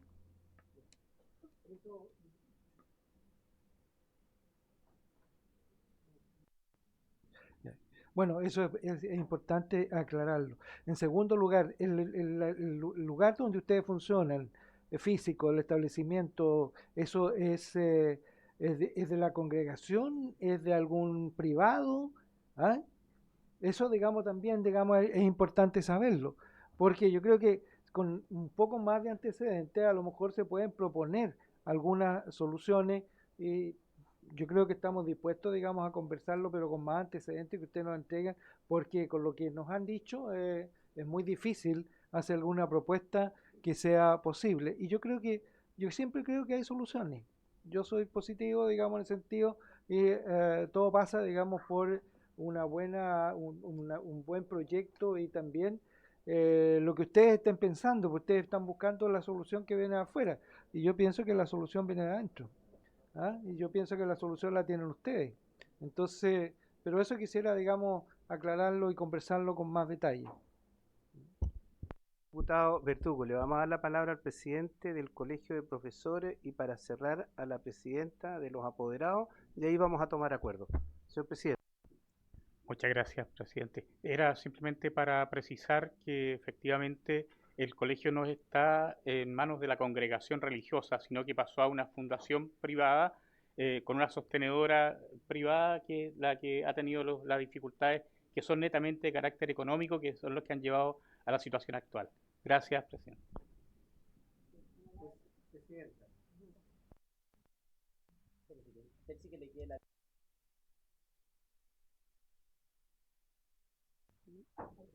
Ahora sí. Honorable, bueno, respondiendo un poco y continuando con la respuesta de Francisco, claro, efectivamente ahora corresponde a privados y el lugar físico en donde estamos trabajando ahora tiene orden de lanzamiento. Únicamente fue detenida porque llegó un administrador provisional que viene de alguna forma blindado por el Estado. Entonces es la única razón por la que nosotros nos mantenemos en ese lugar, en ese espacio. Ese espacio ahora corresponde o es dueña en la inmobiliaria Playa Mansa. Ellos son los dueños actuales y ellos no quieren mantener el proyecto educativo. Bien. Tenemos 3 propuestas, 4, pero respecto de oficio, se ha propuesto oficiar a la ministra de Salud para solicitar acompañamiento emocional ya a la comunidad educativa que ha hecho el diputado Otuiti-Teao. Lo propio se ha hecho también respecto del Ministerio de Educación, solicitándole que utilice sus buenos oficios y convoque a todos y cada uno de los actores que pudieran contribuir a una solución y que sea el Ministerio de Educación quien convoque. Y tercero, oficiar también respecto de la administración del colegio a la Superintendencia de Educación. Son los 3 oficios que se han solicitado. ¿Habría acuerdo? Acuerdo, así se acuerda. Así se acuerda. Y tengo pendiente la propuesta que ha hecho la diputada Serrano respecto de que convoquemos al Ministerio de Educación para que nos venga a exponer la situación de los administradores provisionales que existen en el país respecto de establecimientos particulares, subvencionados y públicos. ¿Habría acuerdo para aquello? Perfecto, así se acuerda. Y por haberse cumplido la convocatoria, esta sesión se levanta, sin no antes reiterarles nuestra solidaridad y nuestra disposición para colaborar en superar esta grave situación que los afecta como apoderados y como familia de esta comunidad educativa. Se cierra la sesión. O se levanta.